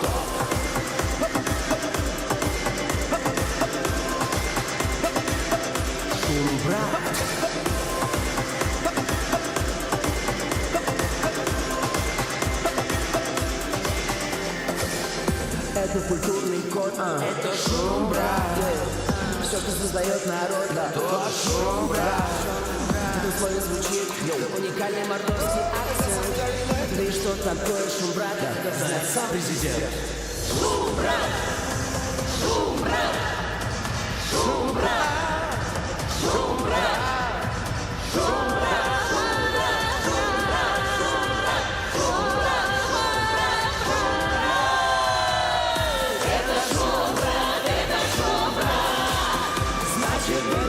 Здоровья, стопра.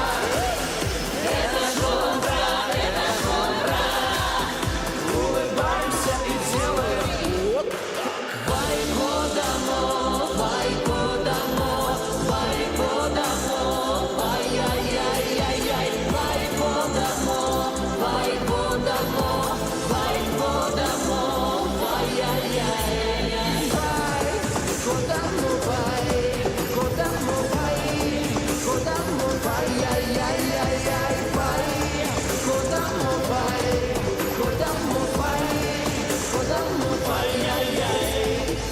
Спели на Ирзянском, а теперь споем и на Макжанском. Надеюсь, ни у кого вопросов нет? Ведь это наш национальный концерт.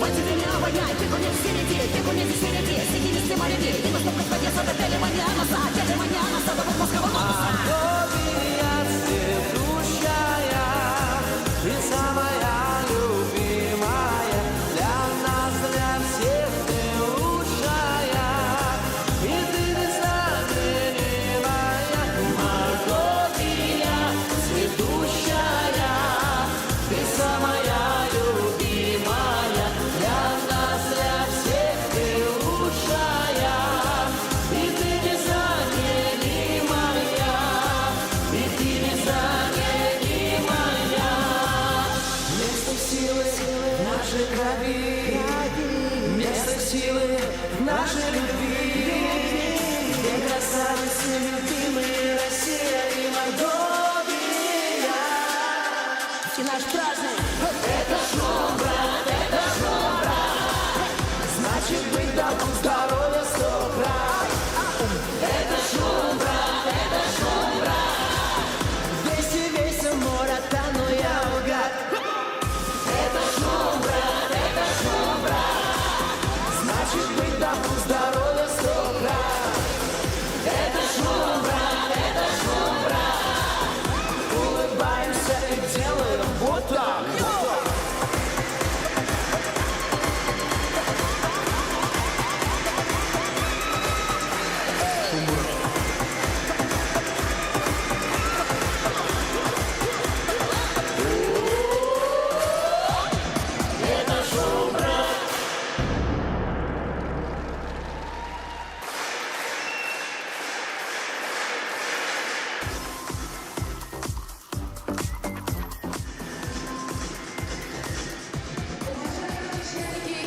и зрители, в торжественной церемонии открытия первенства России среди юниоров по фигурному катанию на коньках 2026 года принимает участие первый заместитель председателя правительства Республики Мордовия Галина Алексеевна Латванова и генеральный секретарь Федерации фигурного катания на коньках России Александр Ильич Коган. Вас приветствует Галина Алексеевна Латванова. Дорогие друзья, уважаемые спортсмены, тренеры, судьи, дорогие наши зрители, от имени главы Республики Мордовия Артема Алексеевича Здунова позвольте приветствовать вас на столь важных, интересных, красивых соревнованиях.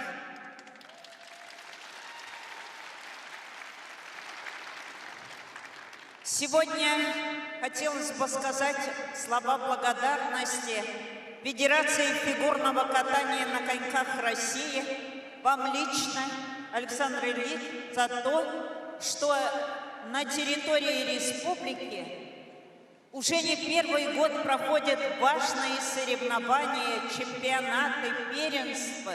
И для нас это большое доверие и большое будущее для того, чтобы претендовать на новые соревнования. Хочу пожелать всем успехов, чтобы сегодняшние соревнования были красивые, важные, интересные, а для зрителей приятного просмотра и участия. С праздником вас, дорогие друзья! Вас приветствует Александр Ильич Коган, генеральный секретарь Федерации фигурного катания на коньках России.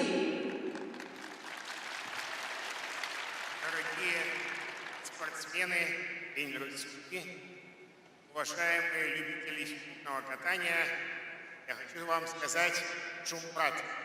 Здравствуйте. И прежде всего от имени Федерации фигурного катания на коньках России, от себя лично, я хотел бы поблагодарить правительство республики, лично главу республики Артема Алексеевича Здунова за то внимание, которое уделяется нашему виду спорта. И мы в ближайшие 3 дня увидим фееричные баталии на льду Огарев-арены во всех дисциплинах фигурного катания.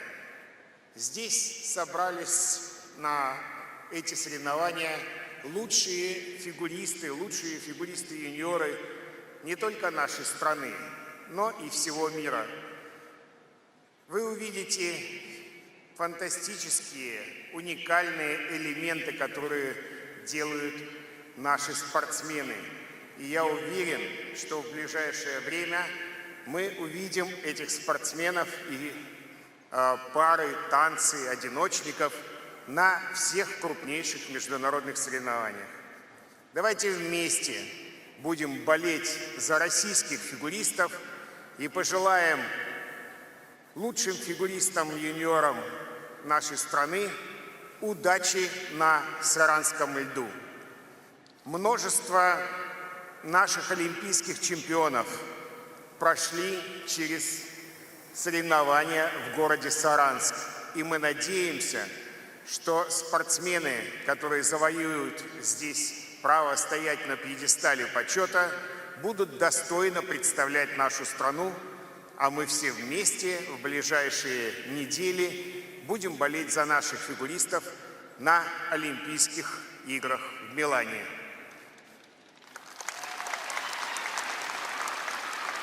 А сейчас позвольте объявить первенство России среди юниоров 2026 года открытыми.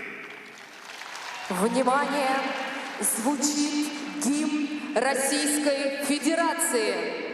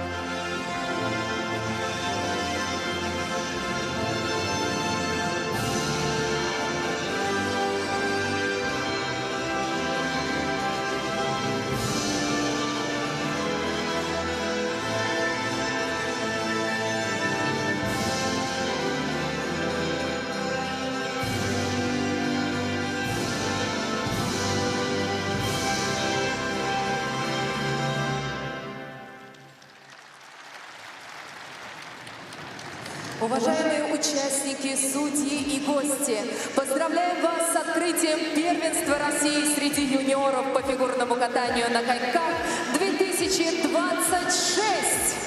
Турнир готовит нам яркие впечатления. Впереди нас ждет праздник спорта, молодости и красоты. Спортсменам мы желаем удачи, успешных прокатов и высоких баллов. Победы вам!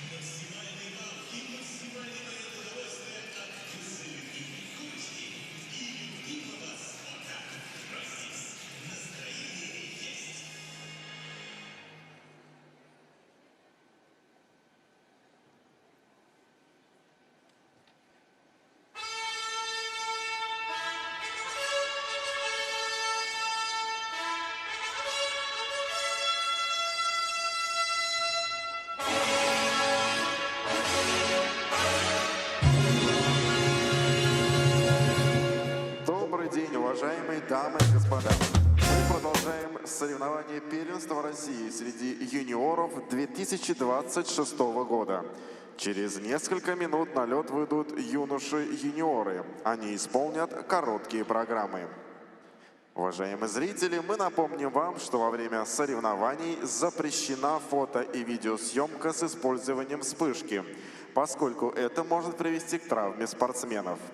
Убедительно просим вас выключить звук на своих мобильных устройствах и не бросать предметы и цветы на лед. Подарки и цветы, вручаемые спортсменам по окончании их выступления, должны быть полностью завернуты. Благодарим вас за понимание. А сейчас разрешите представить официальных лиц соревнований, оценивающих данный вид. Старший судья Владимир Захаров, Москва.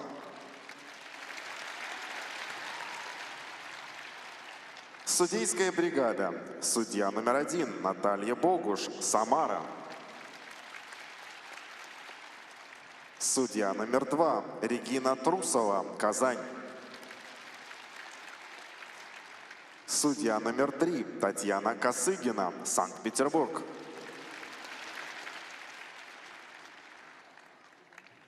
Судья номер 4 Мария Казарина, Санкт-Петербург. Судья номер 5 Елена Ушакова, Москва. Судья номер 6 Константин Кучин, Челябинск. Судья номер 7 Наталья Китаева, Москва. Техническая бригада. Технический контролер Елена Фомина, Санкт-Петербург. Технические специалисты Александр Кузнецов, Москва. Ольга Маркова, Москва. На лед для разминки приглашаются участники первой группы.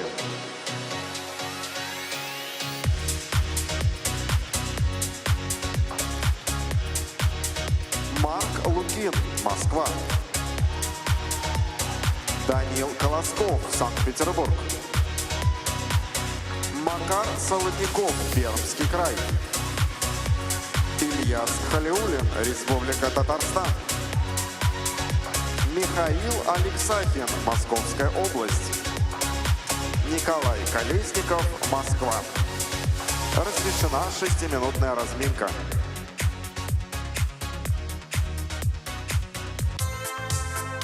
В эфире Первого канала первенство России среди юниоров 2026 года. Это фигурное катание, наш любимый вид спорта. Короткую программу сегодня представят юниоры, молодые люди, уже находятся на льду. Первая группа участников из 6 человек разминается. Впереди 6 минут подготовки к прокатам. А мы, комментаторы Василий Соловьев и олимпийский чемпионка Анна Щербакова, приветствуем вас в отличном настроении. Всем привет, дорогие друзья, дорогие любители фигурного катания. Очень рады вместе с вами сегодня наблюдать короткие программы наших замечательных парней. Да, молодые, но тоже умелые, подтянутые. В короткой программе, конечно же, максимум, что мы можем увидеть из элементов ультра-си, это тройной аксель, да, и для мужчин, может быть, это и не ультра-си никакой, а нормальный, стандартный элемент, который будут исполнять абсолютно все. И в короткой программе, конечно же, мы ждем максимальной чистоты от спортсменов. Чистоты, а не частоты, если вдруг кто-то не расслышал. Чистого катания. И, безусловно, что-то интересного в хореографии, в образах. Что-то такое, что могло бы нас всех зацепить. Да, приветствует вас такой специфической козой тренер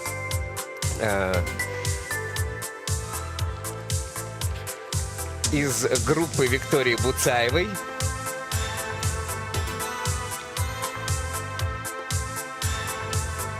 Первым будет кататься Марк Лукин. Тренируется он в группе Виктории Буцаевой у Евгения Власова и Галины Ищенко. Марк Лукин самый взрослый на этих соревнованиях. Это его 4-е первенство России. Лучший результат был в 24-м году. Это было 4-е место. Тогда в короткой он, кстати, был 3-м, но удержать призовую позицию не смог. Вторым будет кататься Данил Колосков. Данил Колосков тренируется у Виктории Дайнеко и Александры Панфиловой в Санкт-Петербурге. Только что выступал на турнире Грушмана. Был там 5-м, а победил там Герман Ленков, как вы, наверное, знаете. Данил Колосков свой путь спортивный начинал в Хабаровске. Там тренировался во Владивостоке и вот теперь в Питере работает. Макар Солодников, ученик Екатерины Патлцевой и Алексея Гловацких. Родился и тренируется в Перми. Забавная история про то, как Макар стал фигуристом. Он занимался футболом, потом прищемил палец в такси и перестал ходить на тренировки. И не ходил целый год. А потом мама ему сказала: ну ты хоть куда-нибудь ты пойди, и отвела его на фигурное катание. Так он и стал фигуристом. А там его похвалили. А Макар очень любит, когда его хвалят. И стал фигуристом, причем очень заметным. В Омске 1-е место он занял, обошел Малькова, а Артем Федотов на тех соревнованиях провалился. Ильяс Халиуллин будет кататься вслед за ним, 14-летний парень из Казани, где он выиграл в том числе этап Гран-при в этом сезоне. 14 лет ему, и тренируется он у Ольги Арбузовой, Алины Алексеевой. Вслед за ним Михаил Алексахин и его тренеры на ваших экранах. Евгений Плющенко его тренирует, этого московского спортсмена. И Николай Колесников, ученик Светланы Скаловской. Здесь эта школа представлена Виталием Бутиковым возле бортика. Николай парень очень серьезный, вдумчивый, начитанный, судя по его интервью. А вообще начинал кататься, когда был совсем маленьким, в балетной группе театра на льду. Но опытные люди тут же ему порекомендовали перейти в спортивную группу и не прогадали. Внимание, юноши, до конца разминки осталась 1 минута. На этом турнире из 18 юниоров ровно половина дебютанты. Ну и что можно сказать про нашу молодую поросль спортсменов? Что видим разминку, очень активные ребята, все очень уверенно исполняют тройной аксель, он заявлен у всех в этой группе участников, так что, как и у девочек, практически идентичный набор абсолютно в короткой программе, и решать будет частота исполнения, качество исполнения элементов и, безусловно, яркие, интересные постановки, какие-то хореографические находки, которыми можно выделиться, потому что набором прыжков выделиться в короткой программе невозможно, так как есть очень четкие правила. Точно так же это обязательный прыжок, тройной ридбергер, обязательный каскад, который у всех практически тройной тулуп, и двойной или тройной аксель. Разминка закончена. Вот юниорское катание мужское, оно больше отличается от взрослого, чем у девушек? Ну, это такой задел на будущее. То есть в короткой программе, да, частота, но в произвольной ребята уже идут на риск и не боятся, на самом деле, ошибаться, идти на какие-то умопомрачительные контенты, чтобы подготовить себя к выходу во взрослые. Марк Лукин,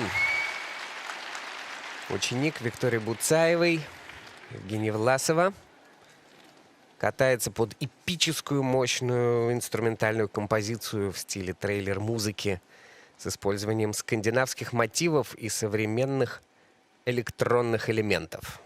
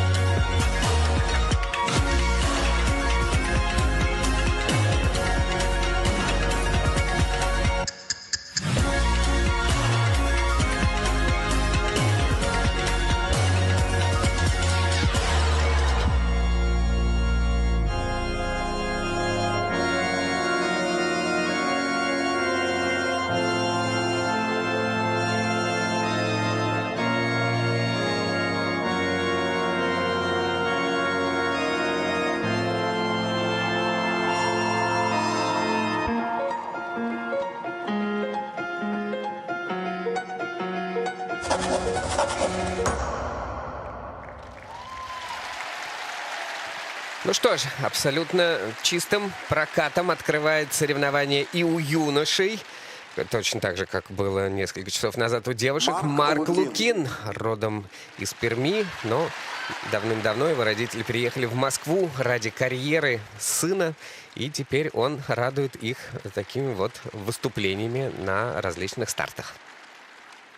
Да, очень радует, что с такого достойного проката начинается мужское одиночное катание на первенстве России среди юниоров. Марк Лукин сегодня справился, ну, можно сказать, на все 100 со своей программой. Сейчас будем, конечно же, разбирать детали, но мне показалось, что прям видно, что набрал хорошую форму к этому турниру. И программа очень понравилась, что все было выполнено очень точно, очень в акцент, особенно в дорожке шагов это читалось. начал с прекрасного тройного акселя. У Марка вообще очень техничные прыжки, очень ровное положение в воздухе. Когда он чисто исполняет элементы, то это очень красиво выглядит. И сегодня он это как раз-таки продемонстрировал. Вот это вращение выполнено на 3-й уровень. Каскад, тройной луц. После луца немножко дрогнула нога и стало чуть меньше скорости, но это не помешало ему очень уверенно сделать тройной тулуп. Точно так же в акцент рукой обозначить этот прыжок. Вращение тоже выполнено на 3-й уровень. Это такие нюансы, на которых все-таки немножко, но потеряет он баллов. Дорожка шагов 3-го уровня. Вполне хорошо. И финальное вращение на 4-й уровень. В целом очень солидные баллы он сейчас Марк получит Лукин за за это катание. короткую программу набирает 76,81 Такое вот выверенное катание, все, такое впечатление, что все, что было сказано, все сделал четко, ну и в хорошем настроении со своими тренерами в Кисенкрай.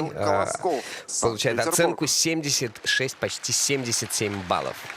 На льду Данил Колосков, ученик Виктории Дайнеко, Александры Панфиловой.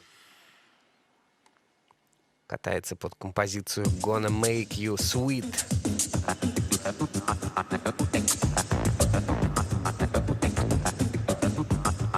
Sometimes I get into deep trouble, loosen, bursting like a big bang bubble. Squeeze, please, knocking about. Nonsense, that's the way out.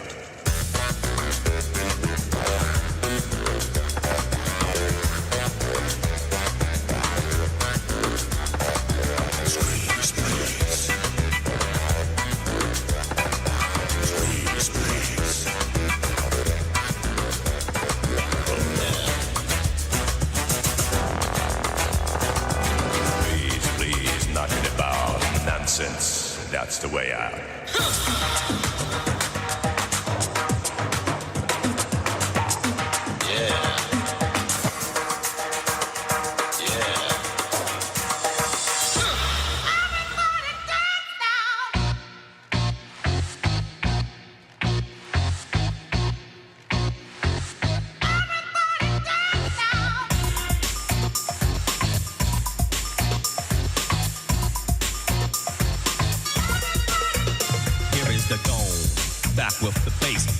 Live in effect, and I don't waste time on the mic with a dope rhyme. Jump to the rhythm, jump, jump to the rhythm, jump.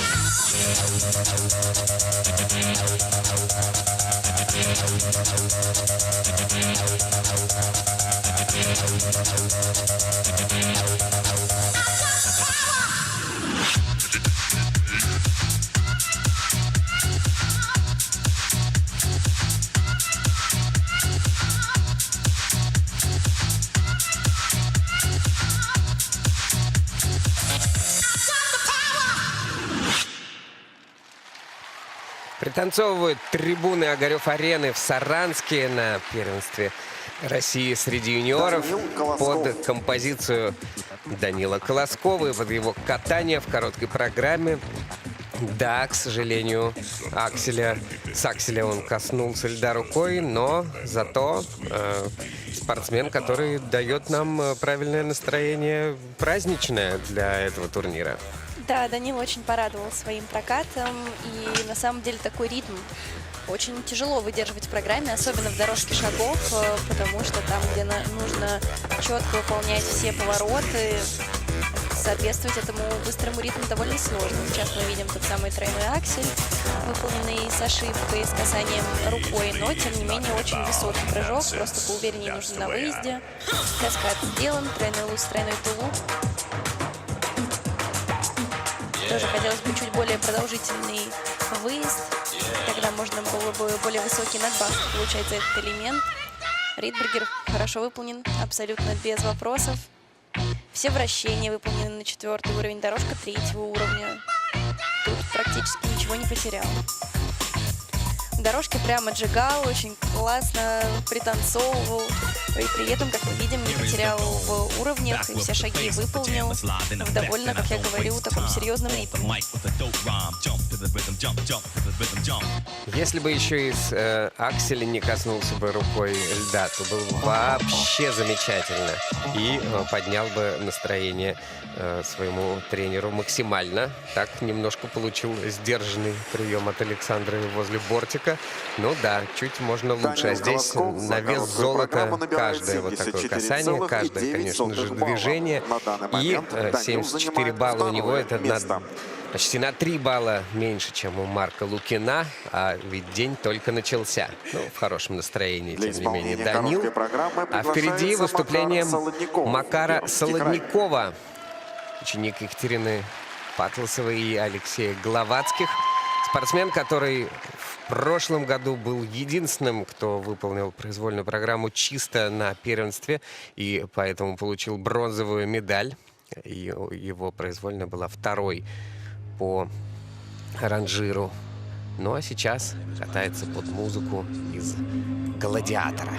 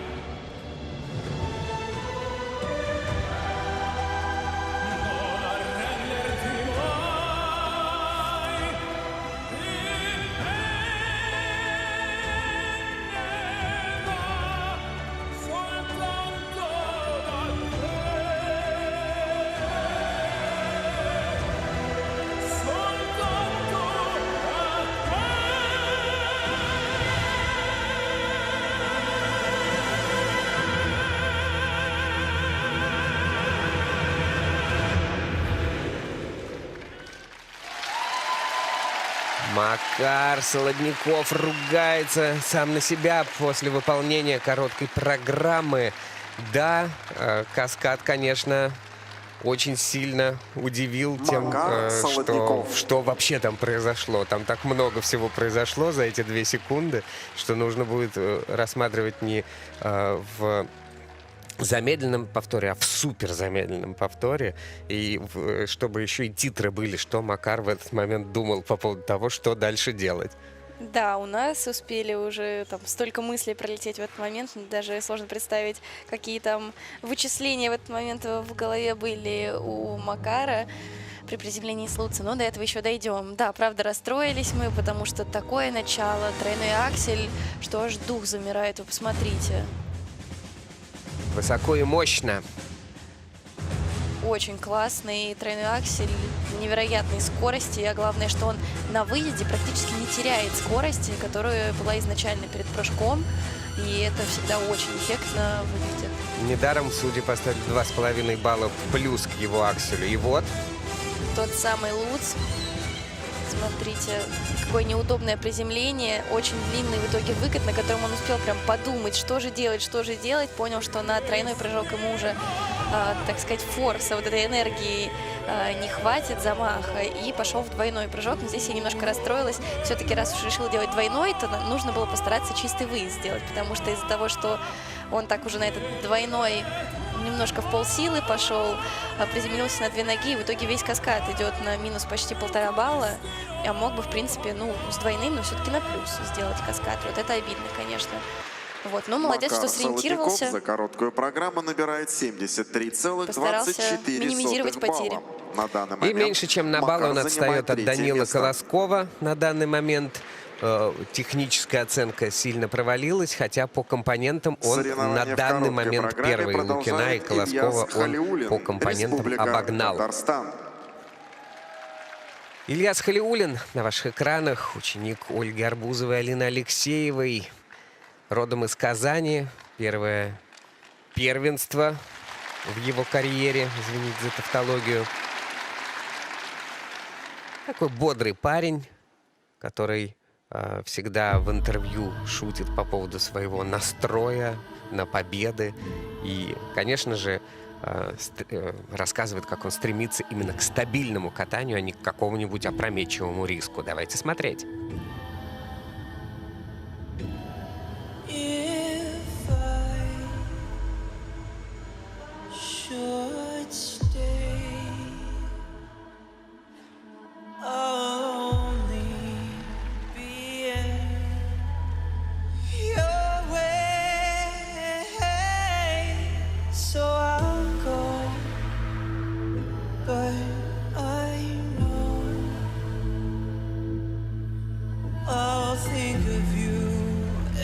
Step of the way.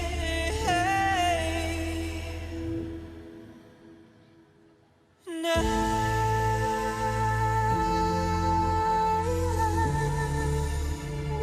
we'll always love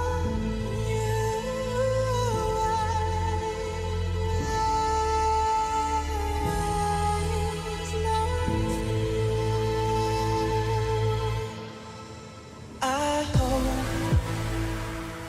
life treats you kind, and I hope you have all you've dreamed of, and I wish you joy and happiness, but above all this, I wish you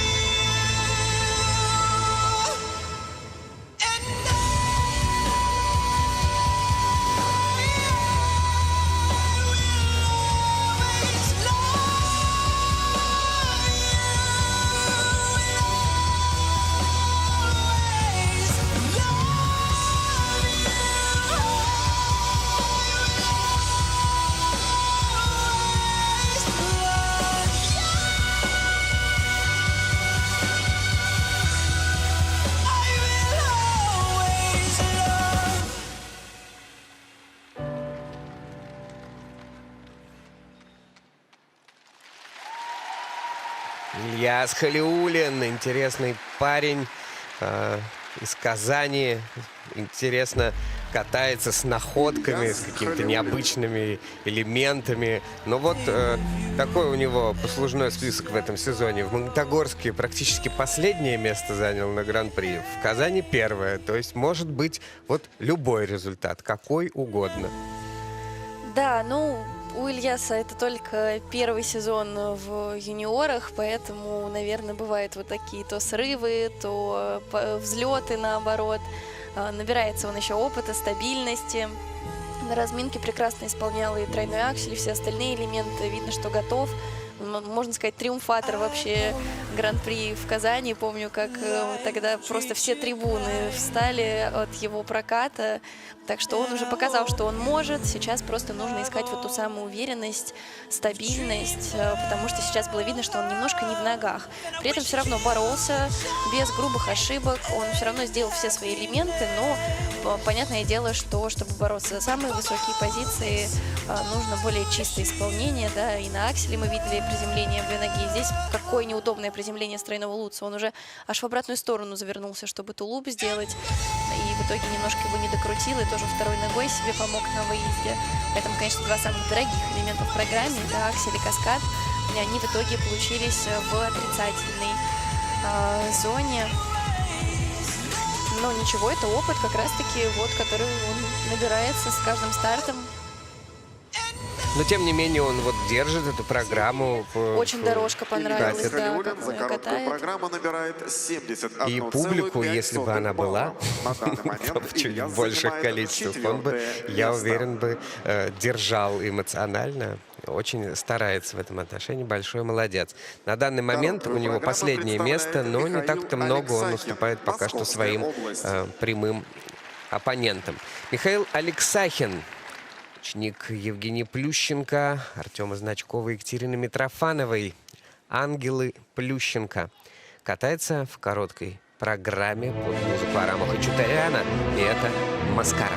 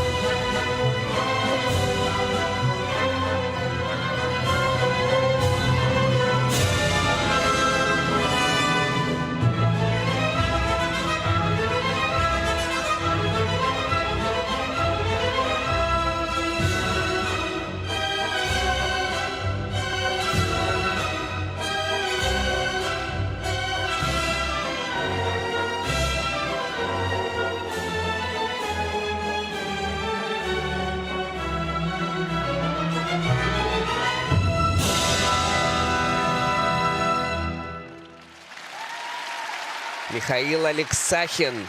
Вот видно, что с ходом сезона он все больше и больше раскрывается. И это программа, которая в начале сезона, еще мы когда его в Москве видели на самом первом этапе, она такая была как будто чуть больше, чем он сам, то с течением сезона он вот в нее вкатался уж однозначно. Хотя, мне кажется, что можно еще больше.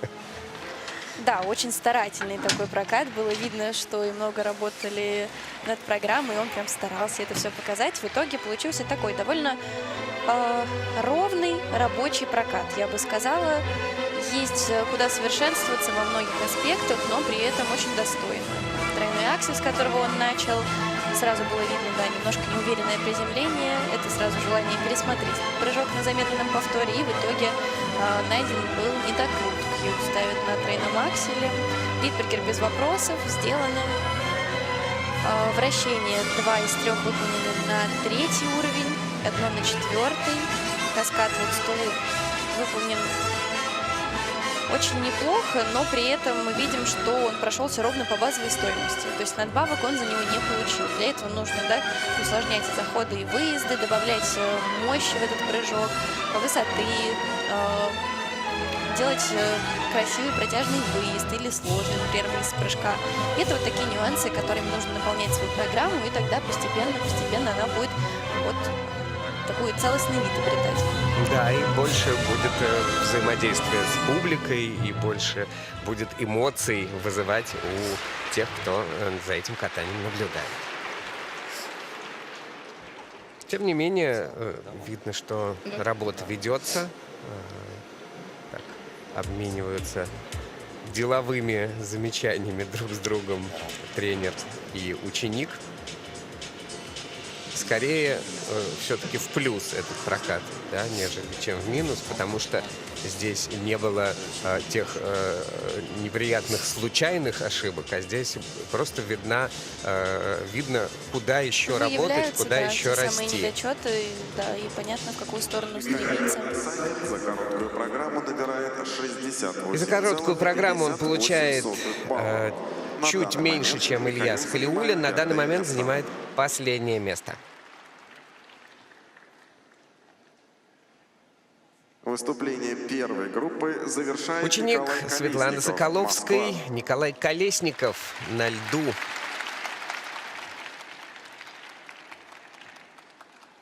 Катается Николай под пение Джон Батиста. Композиция «Ноктюрн».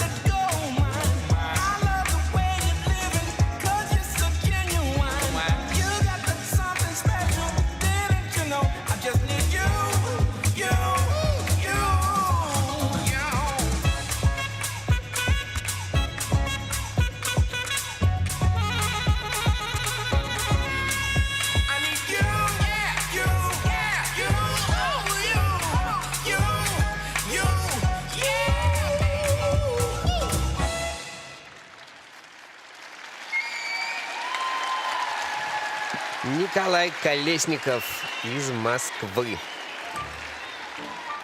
Ну, что сказать. Николай всегда спортсмен, который обладает своей определенной харизмой. И смотреть на его катание доставляет удовольствие. Он вызывает какой-то отклик и у публики, и у специалистов. И у него периодически какие-то вот всплески, да, случаются по призовым местам. То тут выиграет серебро, то тут бронзу.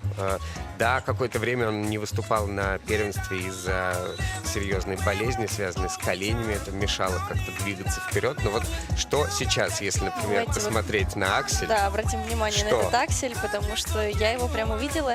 У Коли всегда была немного необычная техника исполнения акселя, но мне показалось, что сейчас она стала еще более необычная.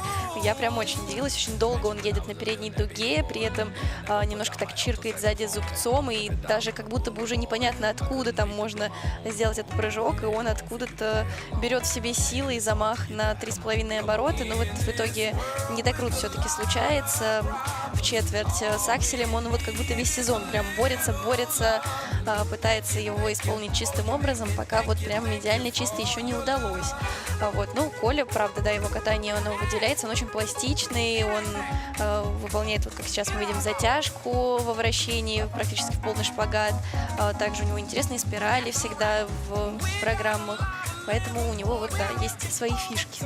Ну а вот как происходит изменение техники исполнения акселя? Ведь есть тренерский коллектив, есть какие-то, может быть, там специалисты, которые что-то советуют. Он что-то пробует, что-то ищет. Бывает такое, что специально пытается изменить технику, если вдруг долго есть какие-то проблемы с прыжком. А бывает такое, что спортсмен постепенно сам как-то вот меняет немного технику прыжка, сам того не замечает. Усиляет какие-то стороны. Иногда это вот само собой как-то случается. Ну что ж, Николай Колесников четвертый, а на льду вторая группа участников. Арсений Федотов, Москва. Даниил Жолобов, Москва. Илья Мальков, Республика Татарстан. Герман Ленков, Санкт-Петербург. Глеб Ковтун, Тюменская область. Разрешена 6-минутная разминка. На льду вторая группа участников первенства России среди юниоров. Короткая программа у юношей. И здесь интересные имена, спортсмены, которые в том числе претендуют на победу и уже имеют богатый опыт выступлений на первенстве. Ждем сейчас выхода соревнований прямо уже на новый, еще более высокий уровень. Первым будет кататься Илья Неретин, ученик Евгения Рукавицына из Санкт-Петербурга. 17-летний спортсмен, катается под композицию «Мон Амур». Первое его выступление на юниорском первенстве в этом году на Гран-при. Пока что без призов, но с заметным катанием, благодаря которому он и оказался в числе участников первенства. Роман Усатов на ваших экранах, один из тренеров штаба Евгения Рукавицына. Вообще так получается, что мы не видим здесь очень много больших тренеров. Ни Этери Георгиевны мы не видим, ни Светланы Владимировны Соколовской, ни Виктории Буцаевой, чья специализация сейчас во многом связана именно с юниорами. Никого что-то из главных нет. И вот Евгения Рукавицына почему-то тоже. Ну, Этери Георгиевна уже в Милане находится. Ну да, все разные. Да, еще же кое-кто тоже хотел съездить на Олимпийские игры. Вот и остались. За всех не скажу. Юниоры остались здесь без присмотра. Ну нет, ну шутим мы, конечно, насчет присмотра. Понятно, что штаб это всегда... вниманием Сергея Викторовича. Всегда работа целого штаба. И, может быть, даже те тренеры, которых мы видим, еще больше занимаются спортсменами, нежели главные тренеры, которым нужно успевать все на свете. Вслед за Ильей будет кататься Арсений Федотов. Вы его видели. Он двукратный победитель первенства и может стать трехкратным, что беспрецедентно в мужском одиночном катании в юниорском первенстве. Это штаб Тутберидзе. Вслед за ним Даниил Жолобов. Это как раз ученик из «Легенды», где работают Виктория Буцаева и Евгений Ильич Власов. В этом сезоне бронзовую медаль получил Даниил Жолобов в Омске.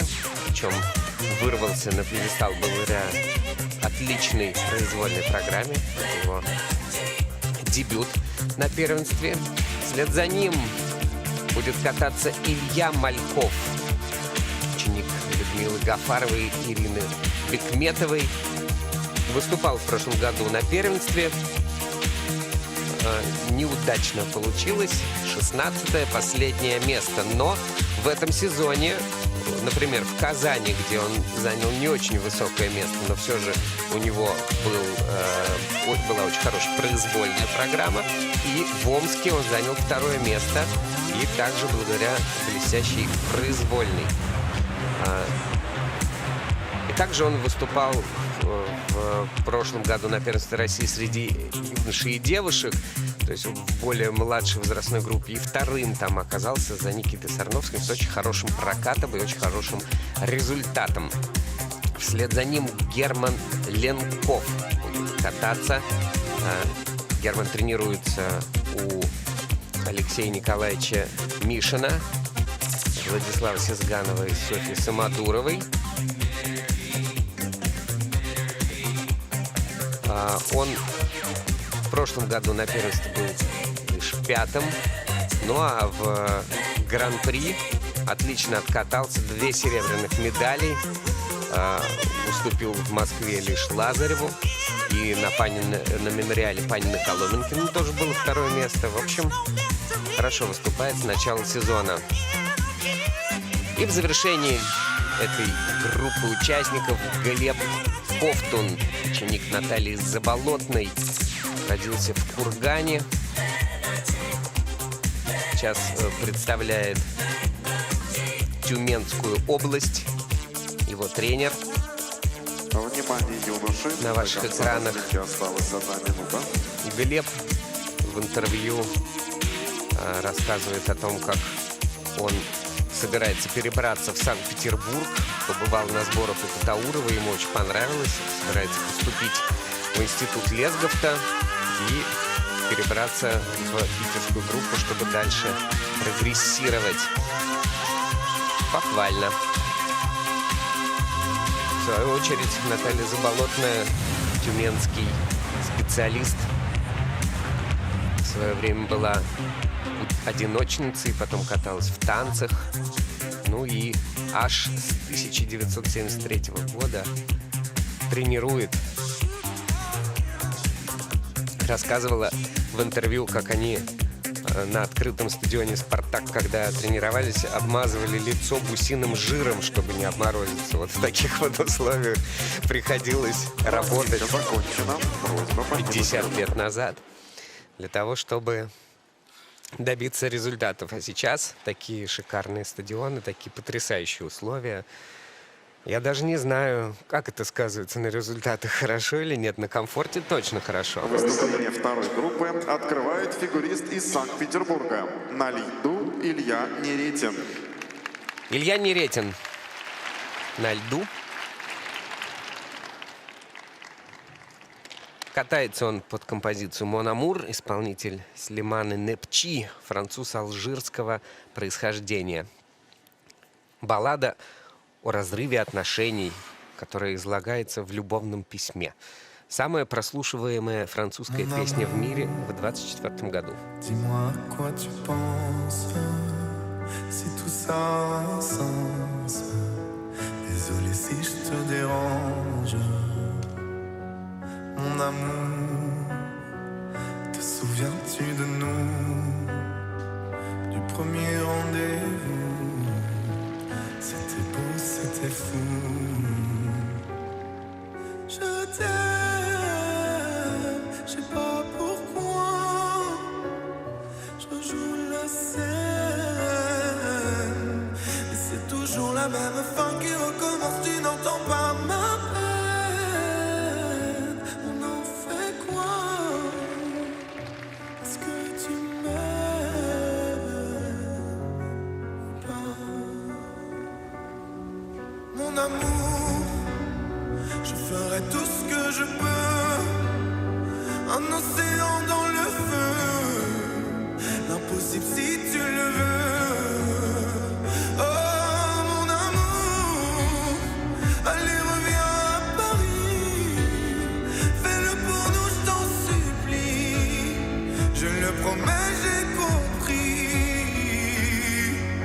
Je t'aime, je sais pas pourquoi. Je joue la scène, mais c'est toujours la même fin qui recommence. Tu n'entends pas ma peine. On en fait quoi? Est-ce que tu m'aimes ou pas? Dis-moi l'endroit, je t'attendrai.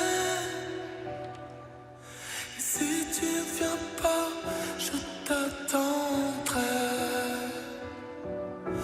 C'est bête, je sais, je le ferai. Rempli d'espoir, je t'attendrai. Je t'aime, je sais pas pourquoi.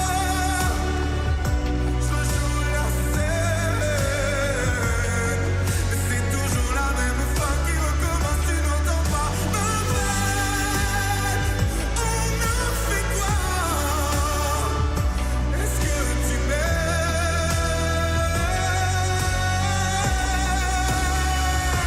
Est-ce que tu m'aimes ou pas?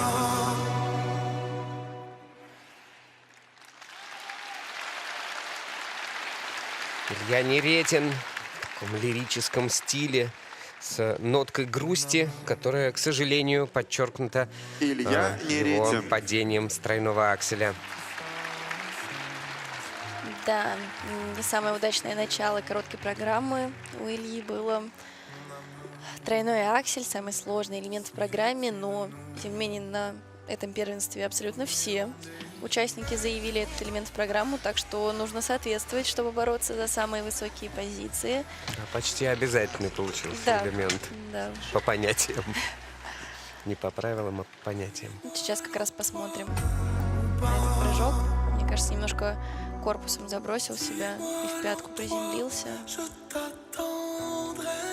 Да, корпус немножко сзади был на приземлении и немножко не докрутил он прыжок. Кью ставит. И приземление на полную стопу, соответственно, с такого прыжка уже очень сложно устоять. Это практически 100% падение, что и случилось. Но хочется похвалить Илью, он не расклеился дальше, собрался, доделал и по элементам абсолютно все в полную силу. И Ридбергер, и вот каскад мы видим во второй половине. Нигде не засомневался, не начал ошибаться, не бросил программу. Все вращения доделал, дорожки старался прям вот с душой кататься, вкладываться в каждое движение. Это вот как мы говорим, что после падения нужно не расстроиться и в полноги, хотя наоборот кататься еще в 2 раза сильнее, чтобы вообще все забыли о том, что ты упал. И Илья сегодня старался так делать. В данной ситуации это даже добавило драматизма его катанию. Ну, постараемся, чтобы дальше без излишнего драматизма все-таки. Да, мы надеемся. Илья Неретин за короткую Илья программу Неретин набирает получает, конечно, невысокий балл, 68,22 балла. чуть повыше На у данный него момент компоненты, Илья чем у занимает 7-е Алексахина, место. но, тем не менее, по технике он уступил всем и занимает пока что последнее 7-е место. Короткую программу представляет На льду Арсений Москва. Федотов, победитель первенства 23-го года, 24-го года, в 25-м соперничал со Львом Лазаревым, занял 2-е место. В этом году 2 первых результата в Магнитогорске, в Москве, хотя в Магнитогорске после короткой был на 2-м месте. Случилась ошибка на акселе. Но вот сейчас это выступление настоящего мастера. Арсений Федотов по прозвищу Шоумен.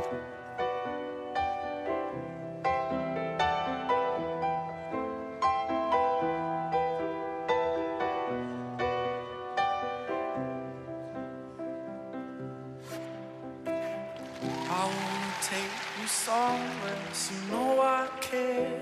But it's so cold and I don't know where. I brought you daffodils on a pretty string, but they won't flower like the last spring. And I wanna kiss you, make you feel alright. I'm just so tired to share my nights. I wanna cry and I wanna love, but all my tears have been used up on another love, another love. All my tears have been used up on another love, another love. All my tears have been used all on another love, another love. All my tears have been used all.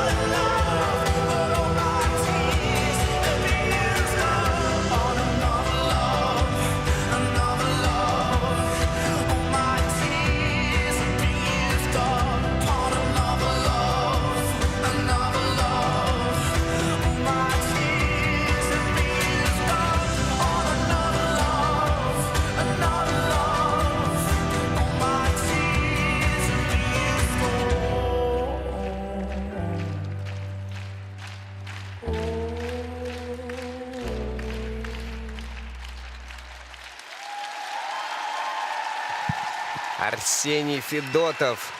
Такая композиция вот максимально лиричная, медленная, но Арсений весь каток забирает, всех зрителей забирает, нас забирает. Такое впечатление, что ему можно вообще музыку не включать. Все равно он выйдет и будет катать на полную любые движения, любую хореографию. Очень это все, конечно, завораживает.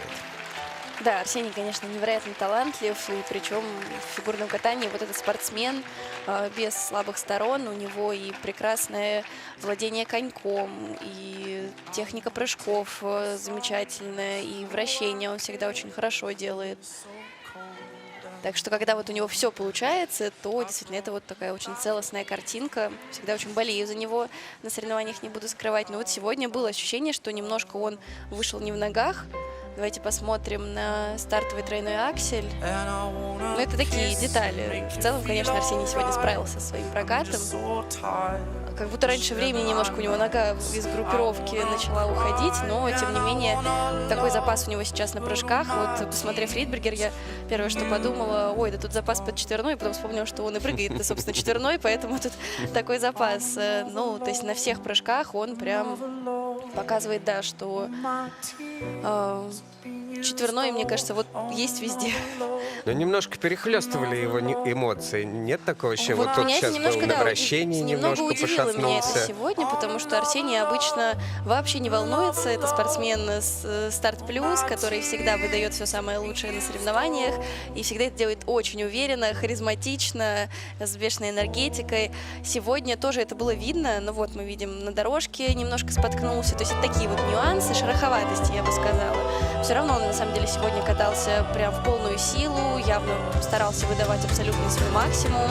Вот, чуть-чуть его, да, из стороны в сторону пошатывало, но это такие нюансы, которые, ну, конечно, минимально скажутся на оценках, но глобально никаких ошибок в прокате нету. Абсолютно чистый прокат получился. Все вращения на четвертый уровень. Дорожка вот третьего, возможно, как раз из-за того, Арсений что Федотов споткнулся. за короткую программу набирает 84. И Арсений Федотов на первом месте. Да, на 8 баллов почти он опережает на данный момент Марка Лукина. все. И по технике, и по компонентам. Ну, понятно, что тут обсуждать. Это претендент на победу. Мы будем ждать выступления его прямых конкурентов, в частности, Льва Лазарева. Но это уже в следующей группе участников. А сейчас Даниил Жолобов. Даниил Жолобов тренируется в школе Виктории Евгеньевны Буцаевой. Кататься будет под композицию «Шторм» и лунная соната «Трейлерайзд».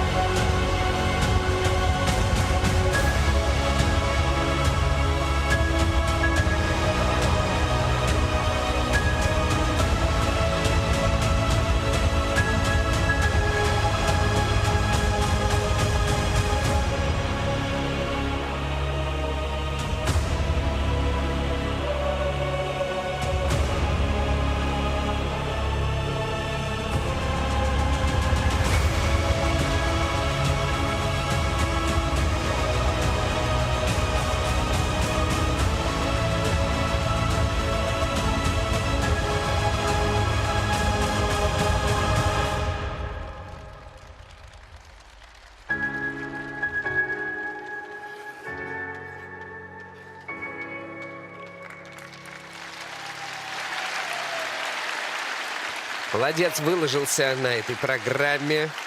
В новом имидже выступает Даниил Жолобов на этом турнире. Меняет стиль, но по-прежнему держит публику на крючке своей эмоциональности и энергетики. Первое, что мне бросилось в глаза, что у Даниила в программе очень четко поставлены движения в акценты, что он вот прям старается на каждое движение, на каждый акцент сделать определенные движения и обозначить вот этот акцент прям так ярко. И видно, что это над этим очень много работы на тренировке. То же самое мы говорили про Марка Лукина, который вначале катался, и оба они из группы Виктории Буцаевой. Так что можем вот выделить, что явно с ребятами очень много работают над оттачиванием программ, над хореографией, над музыкальностью. И ребята это прям очень старательно сегодня демонстрируют. Мы обратили внимание. Ну а так, помимо программы, конечно, очень сильный технический прокат сегодня Даниил продемонстрировал. Справился абсолютно со всеми элементами. Все элементы находятся в плюсовой зоне. Тройной аксель, тройной ридбригер, каскад, тройной флип, тройной тулуп. Немножко он отличается от стандартного, который все исполняют с тройным луцем, но в валом это минимальное различие. Все вращения на 4-й уровень сделаны, дорожка на 3-й. У него, кстати, почему-то в заявке это стоял луц, а прыгнул в итоге то ли передумал, то ли Я думаю, что ошиблись заранее в всё заявке. это поменяли. Очень такой качественный прокат. Очень мощный, очень качественный и энергичный, и все элементы Даниил так Жолобов за здорово короткую программу вплетены в эту набирает программу, не 78,13 являются какими-то отдельными баллов. На данный момент Даниил всплесками. занимает второе Все место. сплошное катание, за что так и ценится подобное выступление. Отличные результаты, он на втором месте Соревнования на в данный короткой момент. программе продолжает Илья Мальков, Республика Татарстан. Илья Мальков на льду, и Людмила Владимировна Гафарова провожает его на лед, заряжает своего спортсмена.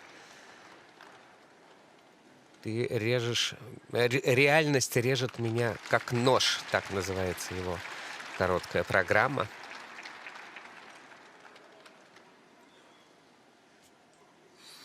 Еще один артистически одаренный фигурист и очень боевой.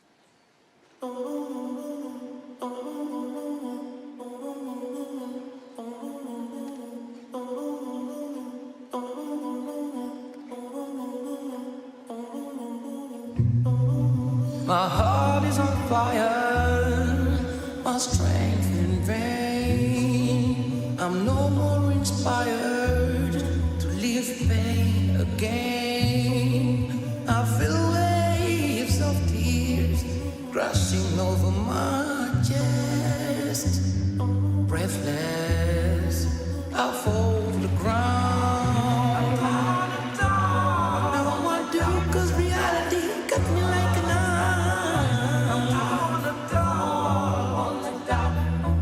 But now I do.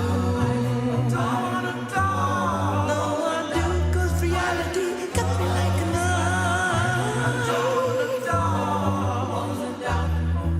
But now I do.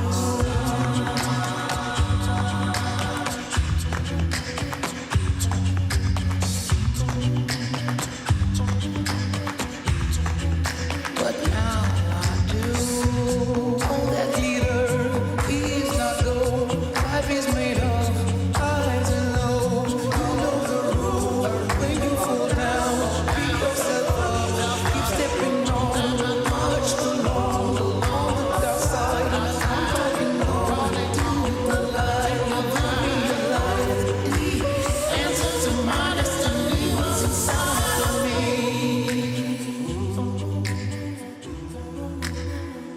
Inside of me.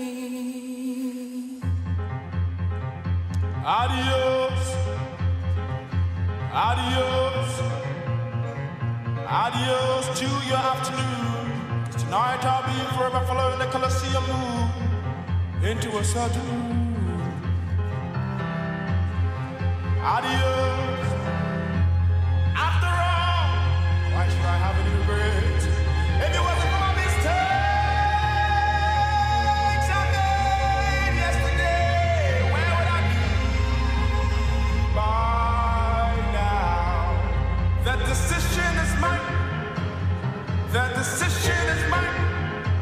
So let the lesson be mine. Let the lesson be mine. The decision is mine. Let the lesson be mine. 'Cause the vision is mine. The decision is mine. Let the lesson be mine. 'Cause the vision is mine.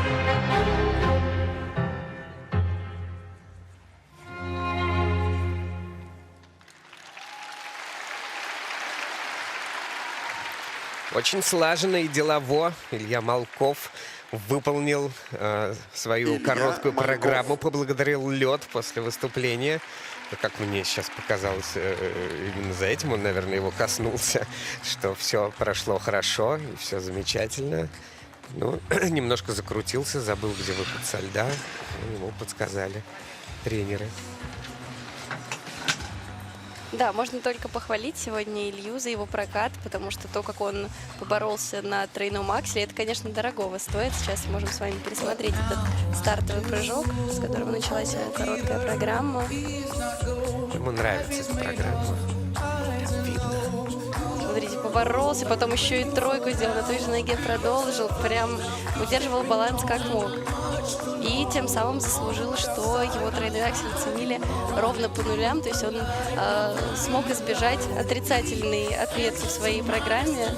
в итоге все элементы в плюсовой зоне, а аксель в нейтральной зоне.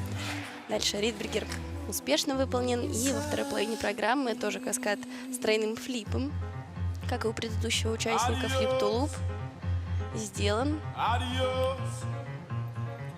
Adios to your afternoon. 'Cause tonight I'll be forever following the Colosseum moon. Держать каждый элемент — это вот, конечно, потрясающее свойство настоящих спортсменов, настоящих бойцов. Не всем это удается, даже вот таким вроде бы бойцам, как Макар Солодников, да, не удалось там в каскаде удержать выезд после двойного тулупа, чтобы и здесь вот даже не бальчик, а несколько десятых, и здесь несколько десятых зацепить и все время двигаться вперед. У Малькова тоже эти бойцовские качества есть, как мы и отмечали. Ну а вслед за ним катается Герман Ленков. Это ученик Алексея Николаевича Мишина и Владислава Сезганова, Софьи Самодуровой. Его программа «Перте» для тебя. Программа про любовь.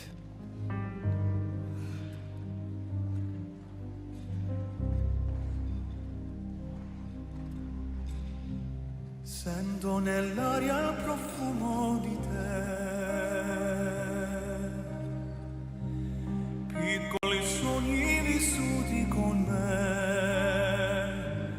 ora lo so, non voglio perderti,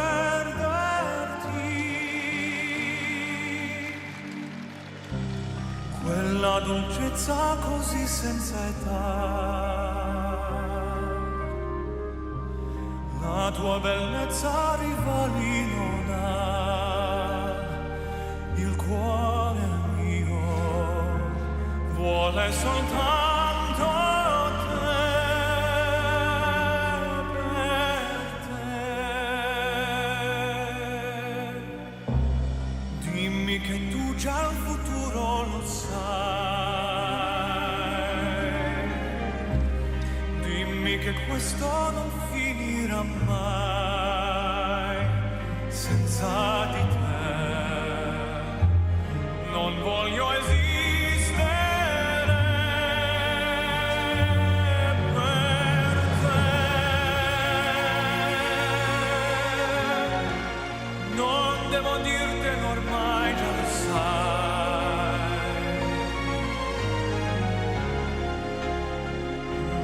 che morirei senza di te.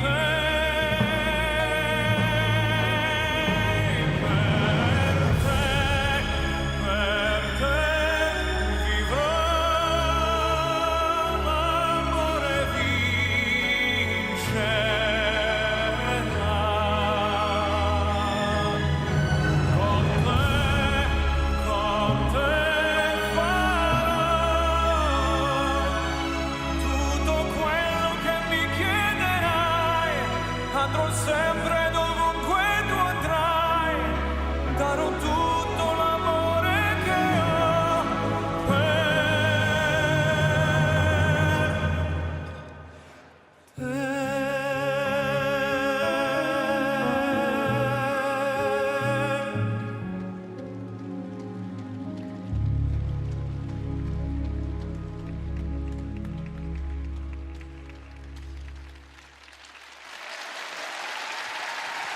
Замечательный Герман Ленков, спортсмен, который несколько дней тому назад выиграл мемориал Грушмана в своей возрастной категории. Так проникновенно он катается, сегодня еще и настолько чисто. Вот тоже получил отличные баллы от судей за свои элементы. И вон сколько самых разных игрушек от болельщиков, которые кидают и кидают.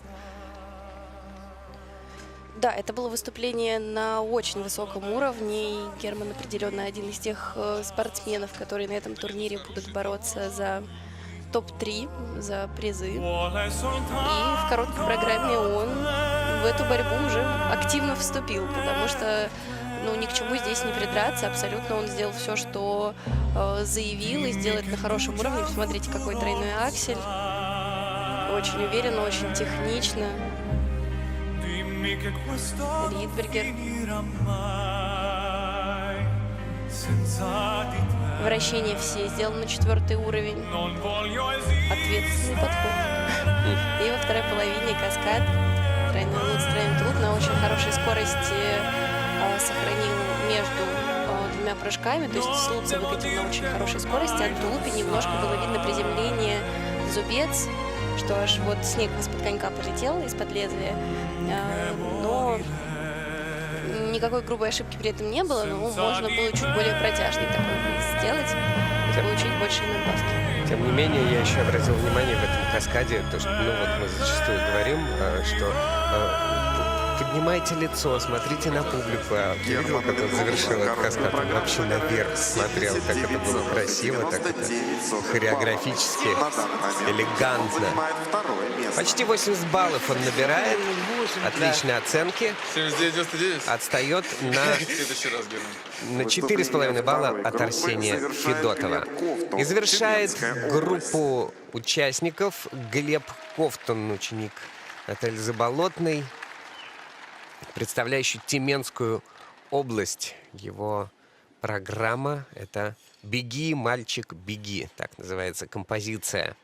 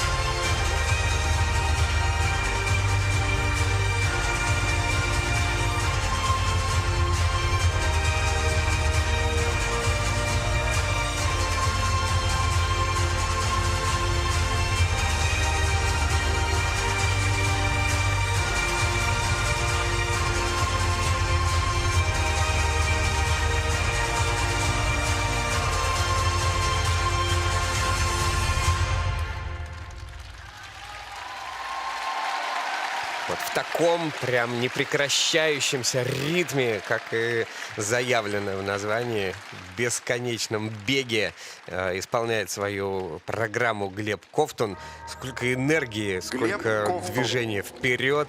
Даже вот Елена Анатольевна аплодирует этому спортсмену из Тюменской области. Да, сегодня это было очень мощное катание, очень порадовало, что это был тот прокат, где не нужно было переживать, сомневаться, получится или нет. Глеб не то, что повода не дал, он сразу с такой решительностью вышел и с такой решительностью выполнял не только элементы, но вот просто каждый шаг в программе, что было видно, что он вообще даже не дает допустить себе мысль, что что-то может пойти не так. Вот. И вот эта вот, наверное, решительность, этот спортивный настрой сегодня прям придали, мне кажется, определенного лоска этому прокату, потому что действительно музыка такая прям боевая, и его настрой сегодня полностью соответствовал этой музыке. Вот мы видим первый тройной аксель, тоже какой красивый прыжок. Вот как мне нравится, что у мальчиков такой красивый тройной аксель получается. Не просто они его делают чисто, а делают так, что вот всем +5 хочется поставить. Аж вверх взлетают куда-то, небесам. Технично, высоко, с ровным положением в воздухе, на большой скорости. Прям очень это нравится. И сделал Ридбергер, и каскад Лустул по второй половине тоже хорошо сделал. Все вращения на 4-й уровень, все досидел, везде досчитал, и в дорожке старался явно тоже вот этот вот накал не сбавлять и продолжать вот напирать, как музыка, так и он соответствовать этому. Ну, прям сделал работу над ошибками. Мы помним, как он в Красноярске потерял, например, одно место, занял 3-е вместо 2-го, потому что на вращении сделал какую-то совершенно нелепейшую ошибку. Потом в Москве был 2-м, а все-таки с пьедестала вылетел. Сейчас я уверен, что он готов к борьбе, боевой настрой. Ну, смотрите, 80,5 баллов больше, чем у Ленкова. И хотя по компонентам он чуть-чуть проигрывает Герману. И он на 2-м месте. Супер соревнования, они продолжатся после заливки льда.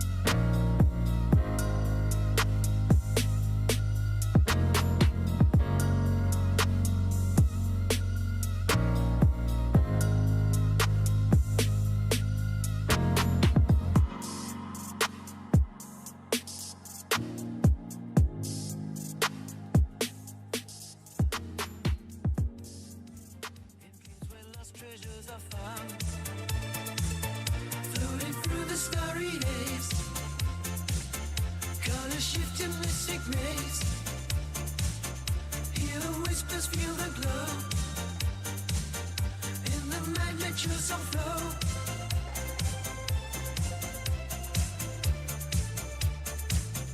In the realm of missing stars, we fly beyond the cosmic bars. Every whisper sheds our fate. In the dreamscape where it's never late. In this world of dreams and fantasy, where your mind is always free. Feel the magic in the air. Every heartbeat takes you there. Close your eyes, let go of fear. In this place you find it clear. Stars align with every thought. In this realm you're never lost. In this world of dreams and fantasy, where your mind is always free. Feel the magic in the air. Every heartbeat takes you there.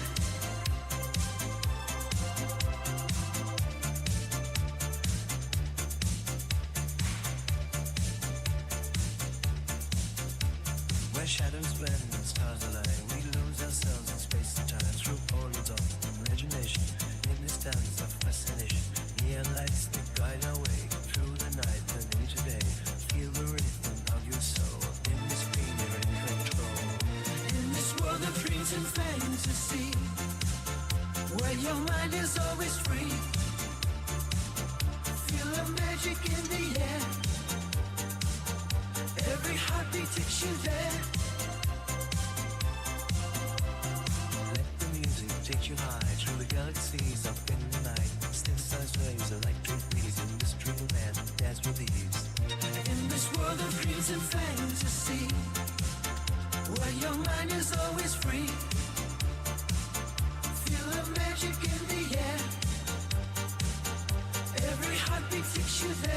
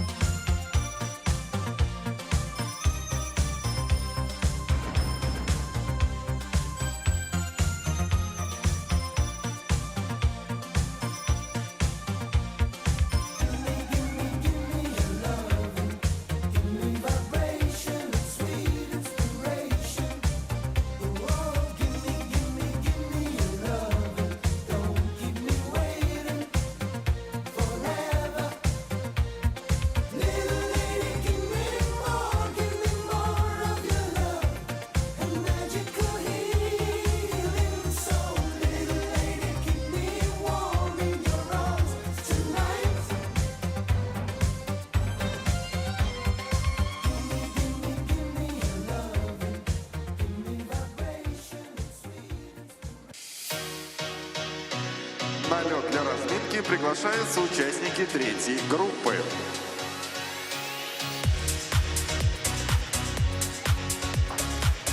Никита Малютин, Москва. Алдар Самбуев, Москва. Лев Лазарев, Москва. Артем Федотов, Москва. Роман Хамзин, Санкт-Петербург. Александр Семков, Санкт-Петербург. Разрешена 6-минутная разминка.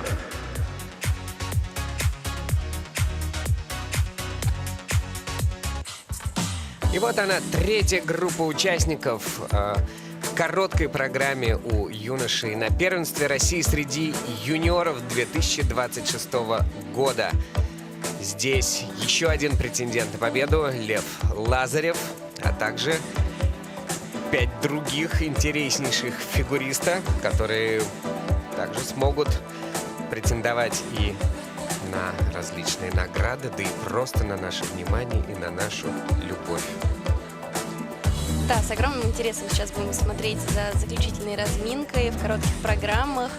И уже после сможем какие-то предварительные итоги подвести короткой программы перед произвольной. С каких позиций ребята начнут бороться в произвольной программе, потому что, как известно, короткой программы нельзя выиграть, но можно проиграть. Поэтому как раз очень важно чистое исполнение, чтобы минимальные были отрывы перед произвольной программой, чтобы не приходилось произвольной сильно догонять с каких-то отстающих позиций. И вот пока можем сказать, что все лидеры, все претенденты на самые высокие позиции очень уверенно выступают. Так что ребятам здесь придется постараться, чтобы бороться за место под солнцем. 16-летний Никита Малютин откроет третью группу участников. Еще один ученик группы Виктории Буцаевой, Евгений Власов, Галины Ищенко. Спортсмен, который на московском гран-при занял 3-е место. Проблемы роста существуют, безусловно, у Никиты. На 19 сантиметров он вымахал за последнее время. Но, может быть, как-то как раз уже потихоньку стабилизировался. Посмотрим на сегодняшних соревнованиях. Вслед за ним Алдар Самбуев. Спортсмен очень яркий, самобытный, интересный. Родился в Санкт-Петербурге. На каток его когда-то привел дедушка для укрепления здоровья. Надо сказать, что он в Магнитогорске был вторым, причем лидировал после короткой программы. В Красноярске был 4-м, хотя был вторым после короткой. Вот такое немножко теряет собственное преимущество. Самый грустный эпизод, конечно, был в этом сезоне, когда Алдар Самбуев выступал на Кубке Первого канала и совсем что-то растерялся вдруг. Из того все так было обидно. Вот такой интересный фигурист. У Алдара тоже, да, американские горки его выступления. И я помню, насколько мне запомнился, когда на этапе Гран-при откатал свою короткую программу. Я впервые видела его прокат. Настолько действительно самобытный фигурист, и как классно выглядит его катание, когда он чисто справляется со своими программами. Поэтому очень хочется ему пожелать той самой стабильности, чтобы мы смогли полноценно наслаждаться его программами. Ну и, конечно, чтобы не было таких ситуаций, да, как на Кубке Первого канала. Вслед за Алдаром будет кататься Лев Лазарев, ученик Сергея Давыдова и один из ключевых претендентов на победу. Я вот не знаю, можно ли назвать этот турнир дуэлью Лазарева и Федотова, или все-таки мы смотрим шире на первое место? Мне кажется, что последние несколько лет в юниорском фигурном катании среди парней можно назвать противостоянием Федотова и Лазарева, потому что, правда, эти ребята, они вот два лидера, которые не перестают нам вот эту дуэль устраивать и всегда находятся в этой конкуренции, и всегда есть вот эта интрига, кто же в этот раз. Так что ребята оба уникальные, невероятные и абсолютно, ну, очень интересно за этим наблюдать, конечно. Да, мы очень ждем красивого противостояния, но для тех, кто, может быть, не очень знаком с именами юниорского фигурного катания, уточним, что тот Артем Федотов, который будет кататься за Львом Лазаревым сегодня, это младший Федотов. Также тренируется в школе Тутберидзе. Он вообще самый молодой участник этого турнира среди юношей. Но тоже спортсмен очень заметный, интересный. Например, в Омске на турнире серии Гран-при он лидировал после короткой программы, потом, правда, откатился на 4-е место, но все равно все умеет, все может. Нужно только собираться, расти, двигаться вперед, становиться более стабильным. На ваших экранах тренеры Романа Хамзина, еще один спортсмен, растущий ввысь, и что, безусловно, тоже влияет на его результаты. Роман Хамзин впервые на первенстве среди юниоров, и в этом году был в призах. В Казани 2-е место он занял, был третьим на турнире Крушмана несколько дней назад. Бронзовый призер первенства России в старшем возрасте. Ну и тоже очень парень такой светлый, эмоциональный, какая-то добрая энергия исходит из его катания, что тоже, безусловно, важно. Ну и завершит эти соревнования ученик Романа Усатова на ваших экранах из группы Евгения Рукавицына Александр Семков, 17-летний. Еще раз мы прослушаем композицию ПРТ для... Нет, у него ПРТ в произвольной программе. Под композицию «Мьюз» он будет кататься в короткой программе. Спортсмен, которому не удалось в прошлом сезоне выступить на первенстве юниорском, прямо перед турниром в Саранске ему пришлось сняться из-за травмы. То есть вот прямо уже он был в Саранске и травмировался, и не смог участвовать, что максимально, конечно же, печально. И позапрошлый турнир он тоже пропустил из-за травм. Пусть все будет хорошо у Александра Семкова в этом году. Ну, а открывает группу Никита Малютин.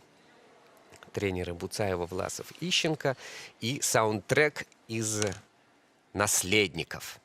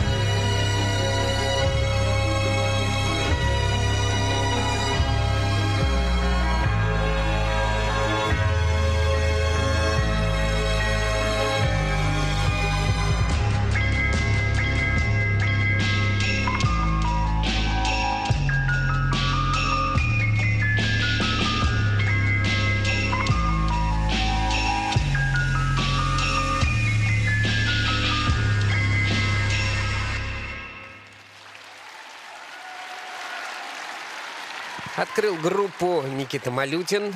К сожалению, срывом Никита важнейшего Малютин. элемента в своей программе тройного акселя и переживает по этому поводу, что, естественно, можно понять, потому что 0 баллов вместо скольких там 8 можно было. Это потеря огромного количества мест в турнирной таблице. Что-то он сразу ушел куда-то. Да, начал свою мимо программу Писанкрай. с грубой ошибки, с бабочки. Первая на сегодня, мне кажется, такая ошибка. Вот, шел на тройной, лишь одинарный сделал. И дальше, конечно, уже сложно было переменить ход программы и как-то вот изменить вот это впечатление. Потому что дальше, сделал, вроде справился, и Ридбергер сделал сейчас на ваших экранах каскад во второй половине, луц to луп, то есть не посыпался, дальше все доделал. Но какой-то вот этот осадок от не получившегося первого элемента, мне кажется, он остался и у нас, у зрителей, и, мне кажется, у самого Никиты как-то сидела эта ошибка в голове, и дальше он как-то вот катался с мыслями расстроенными о первом прыжке. Переродиться после этого не удалось, но это как раз сложно. После ошибки прям вот в секунду забыть, двигаться дальше. Но это то, чему тоже нужно учиться, потому что ошибки случаются. Но сейчас зато вот есть время до произвольной программы Малютин за постараться короткую выдохнуть программу и набирает произвольную снова миссию. 60,98 балла. На данный На момент Никита занимает 23 балла 13 он место. отстает от лидера этих соревнований Арсения Федотова и, конечно, занимает последнюю Короткую позицию. программу представляет Алдар Самбуев, Москва. Московский фигурист, на данный момент московский, представляющий Москву, Алдар Самбуев, Екатерина Моисеева, Ольга Симонова, его тренеры. Родом он из Санкт-Петербурга, как уже было сказано. И катается он в таком очень развязном стиле, в своей короткой программе, в хорошем смысле. Такая творческая свобода. Two Feet You, так называется его композиция.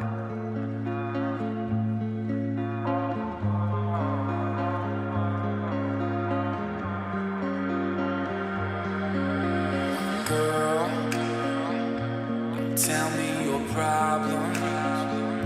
I don't wanna solve them. I don't really care. And you had a lot on your mind now. Your mind is true. So tell me the truth, was it me that needed you?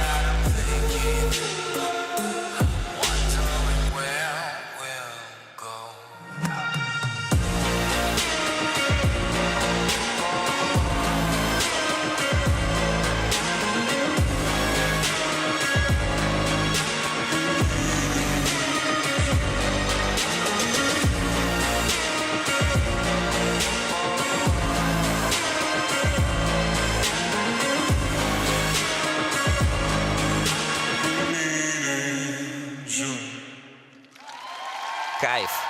Алдар Самбуев отличный дает прокат в короткой программе. Мне непонятно только одно. Вот как можно при такой амплитуде действия корпусом, верхней частью тела, рук, и еще и оставаться в равновесии. То есть это все как будто какая-то непрекращающаяся импровизация. Абсолютный восторг. Как мне нравится эта короткая программа, какая она стильная, крутая. И вот как мы ждали этого чистого проката, я вот прям наслаждалась этой короткой программой. Нет слов. Сегодня американские горки тоже, конечно, и у Екатерины Моисеевой, и у Максима Завозина. Один ученик так выступает, другой сяк, ученица, то сё. Ну вот Алдар порадовал. Правда, вот это развязанное амплитудное катание, при котором он держит это равновесие, как абсолютно кошка, покоряет. быстрый, Да. даже в замедленном повторе. Фью. Но сегодня и по элементам справился Аксель, на какой высоте он был выполнен, с руками наверх, очень хорошие надбавки он получает. На уступе чуть-чуть успели понервничать, потому что не так много скорости было перед тулупом, но и тут справился абсолютно. Какая хореография, как он ее делает, сколько сложнейших ноговой скорости, он эти сложнейшие повороты выполняет. И с корпусом, и с руками. Руки у него вообще живут своей жизнью во время программы. Абсолютно. Кантиливер тоже. Причем он моментально входит в этот кантиливер, Да. тут же выходит. То есть как будто это для него обычное положение, не знаю, там входа в автобус. Блеск. Ну что ж, это яркий всплеск в сегодняшних соревнованиях, несмотря на то, что очень много достойных спортсменов мы видели, но даже на их уровне катание Алдара Самбуева было прекрасным. Почти 82 балла он получает, отставая на 2,5 балла от Арсения Федотова. Второе место. Для исполнения короткой программы приглашается Лев Лазарев, Москва. Короткую программу исполняет Лев Лазарев. Победитель первенства России прошлого сезона, 2 раза серебряный призер. В этом году сплошные победы. Спортсмен, который претендует на победу в этом турнире. И именно про дуэль Арсения Федотова и Льва Лазарева постоянно трубят все и болельщики, и журналисты. И мы замираем перед началом программы.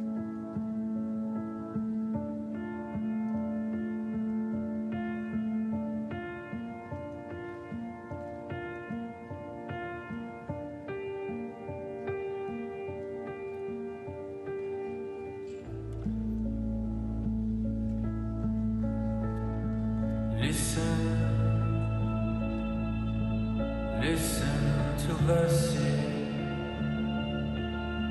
singing from memory, thousands of lives,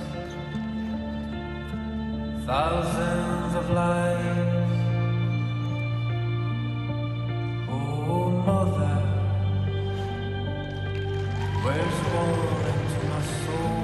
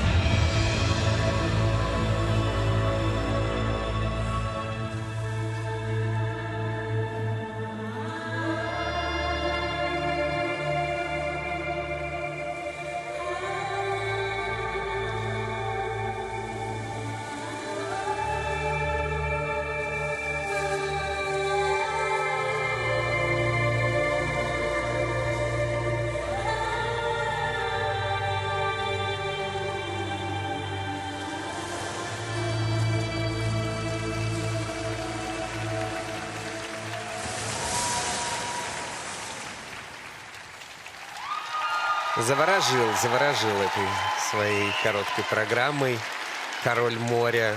И, ну что, это Лев Лазарев. Сегодня все, как мы предполагали, в хорошем смысле этого слова. Лев умница, да, и чем, наверное, восхищает вот эта дуэль Арсения Федотова и Льва Лазарева, что ребята уже несколько лет в каком-то своем измерении соревнуются, куда никого не подпускают, такие немного недосягаемые, и мы их прокаты рассматриваем всегда под лупой, ищем мельчайшие детали, потому что они друг другу буквально не оставляют права даже на мельчайшую какую-то ошибку. И вот чтобы эта дуэль состоялась, они должны вот выдавать такой максимум каждый раз, и короткая программа традиционно чисто в исполнении Льва, и при этом все равно понимание того, что каждый уровень, вот нету права где-то не так споткнуться, даже не так там руку поднять, и уж не говоря об ошибках грубых каких-то. И Лев сегодня справился с этим, шикарно исполнил короткую программу. Аксель с запасом, уверенно, Ридбергер, там еще один оборот спокойно можно было скрутить в этом прыжке. Все вращения, вот и нет. 2 вращения исполнены на 4-й уровень, а заключительное вращение на 3-й уровень. Каскад, тройной луз, тройной тулуп. Замечательно. А что ж там не доглядели мы вращение? Что-то не додержал, не довращал, значит. Дорожев тоже получил 3-го уровня, как и Арсений. Да, у Арсения все 3 вращения были 4-го уровня. Посмотрим, как будут сравнивать по оценкам спортсменов. Но у Арсения был шаткий аксель. Ну, как шаткий, по сравнению с кем. Да, но по сравнению с самим же даже Арсением, да, мог бы больше. По сравнению с Арсением, Вот, да, именно здесь он не теряет по сравнению с Львом баллы. результат. Да, 9,76 получил за свой аксель Арсений, а Лев получил 10,56. Таким образом, он опережает на балл с лишним Арсения и лидирует после короткой программы. Здорово, но, естественно, все очень плотненько, все очень аккуратно и на тонкого. Артем Федотов катается следующим. Ученик Этери Тутберидзе и ее команды. Артем катается под композицию «Белые ангелы». Wake me up. There are stars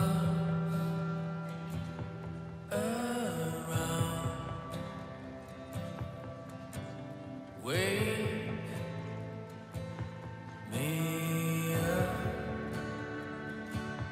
from the black hole dream.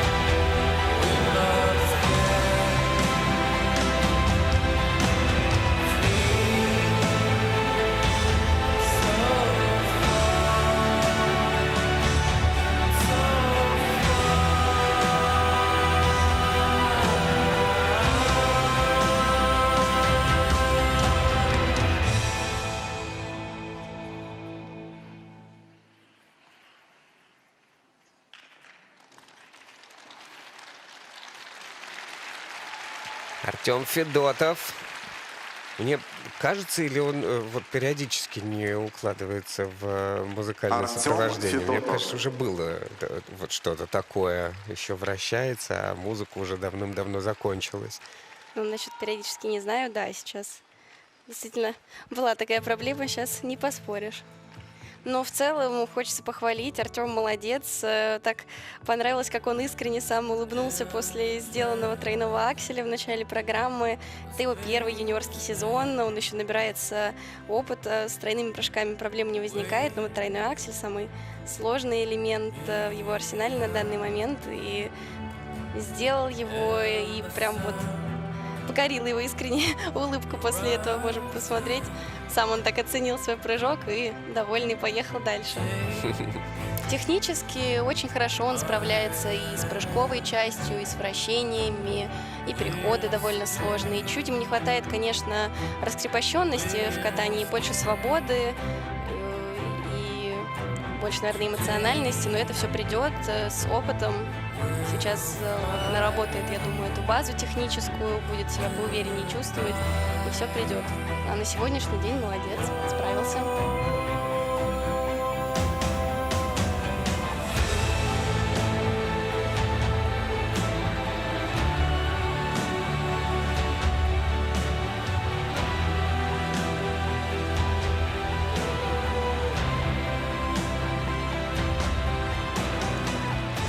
Ну что ж, команда Тутберидзе работает, не покладая рук в отсутствие шефа.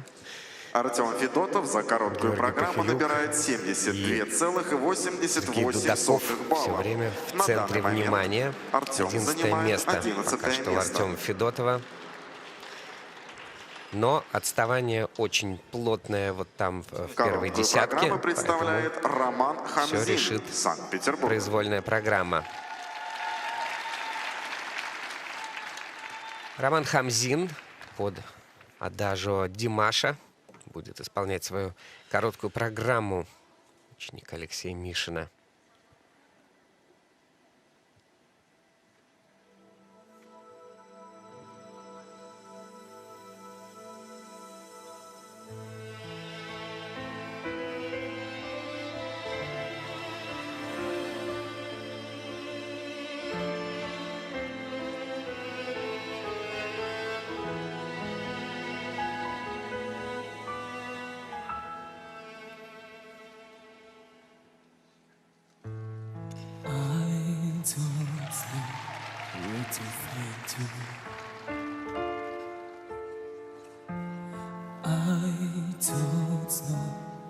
To reach you, I hear your voice in the rain. I feel you under my skin.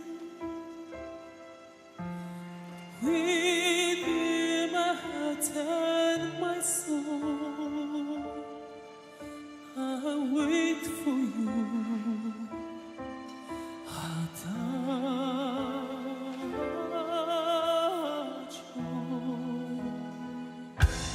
How did I do without you? All of my dreams surround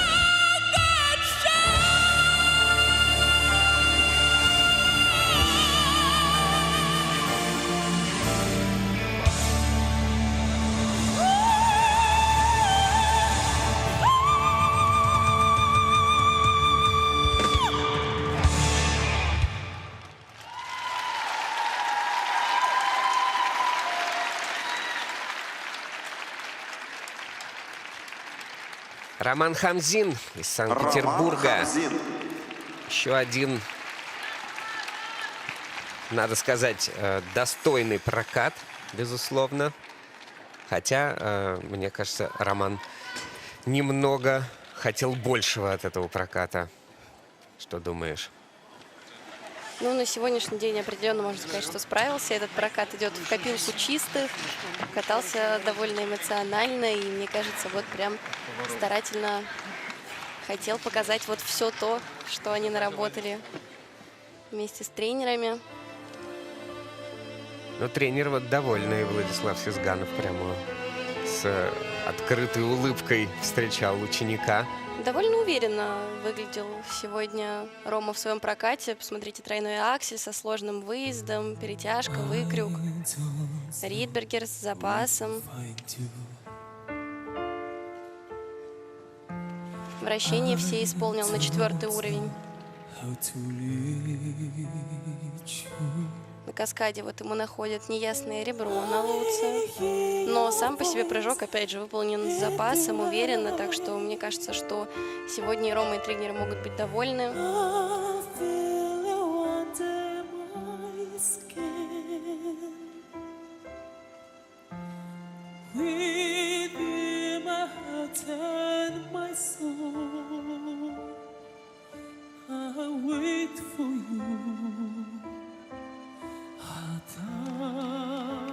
Исключительное вращение тоже на 4-й уровень пересмотрели судьи, хотя изначально было поставлено 3-е. Получается, что дотянул. А, соответственно, 75 баллов, и это 8-е место. В завершении соревнований сегодняшнего дня у юношей, у юниоров выступает Александр Семков, 17-летний ученик Евгения Рукавицына, который вот уже 2 сезона не может выступить на первенстве России. И, наконец-то, такая возможность ему представилась. Катается под музыку Muse, под ту, которая написана в симфоническом ключе.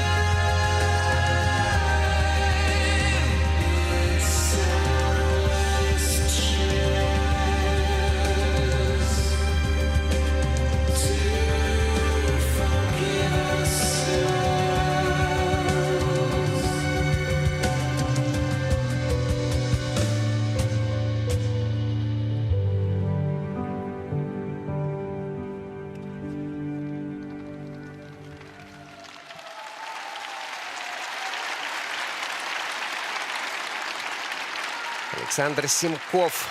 В расстройстве так все шло хорошо в этой программе. Прекрасный аксель для открытия программы и в такое хорошее Александр лирическое Симков. настроение, классическое катание с хорошими вращениями. Мне показалось, что на некоторых вращениях даже скорость увеличилась по мере исполнения. И потом так обидно вывалился в этом каскаде. Да, еще раз мы замечаем, насколько в короткой программе вот, Все на виду. да, нету права вот на такие ошибки. Точнее, конечно, право есть, но будет стоить очень большого количества мест в турнирной таблице, и придется вот в произвольной догонять, потому что начал-то как, смотрите, какой тройной аксель, как он подтягивается, вот как струнка вытягивается в воздухе. Ридбергер уверенно сделанный. Дальше вращение. И вот тот самый злополучный каскад, который записан как тройной луц плюс комбо, плюс тройной тулуп. Смотрим луц. Хороший прыжок, чуть-чуть корпусом себя назад забросил, от этого неуверенно приземлился, не удалось каскад прицепить, причем все равно, несмотря на то, что уже подставил вторую ногу, все равно делал тройной тулуп. Ну, там уже, понятное дело, тоже не самый уверенный выезд, но в итоге этот каскад не будет засчитан, так как все-таки между тройным луцем и тулупом уже две ноги было, перенос веса тела на другую ногу. То есть он будет засчитан просто как Тройной луц плюс комбо, да, а в короткой программе, если луц без каскада, то автоматически минус 5 ставят все арбитры, даже если падения не было, поэтому, конечно, вот всего 3,5 балла он получает. Александр Симков за короткую программу набирает 65,84. Симков занимает предпоследнюю позицию. Вот так сегодня команде Евгения Рукавицына в лице Ильи Неретина и Александра Симкова не свезло. Предпоследние и предпредпоследние места они занимают по итогам первого дня. А наверху, как и предполагалось, Лазарев и Федотов, но в позиции, что Лев чуть-чуть впереди, а Арсений чуть-чуть позади. Затем Алдар Самбуев, что, безусловно, заслуженно, ярко и доставляет эстетическое удовольствие нам, как ценителям фигурного катания.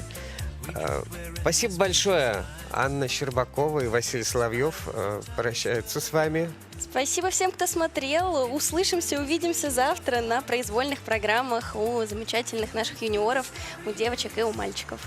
До встречи.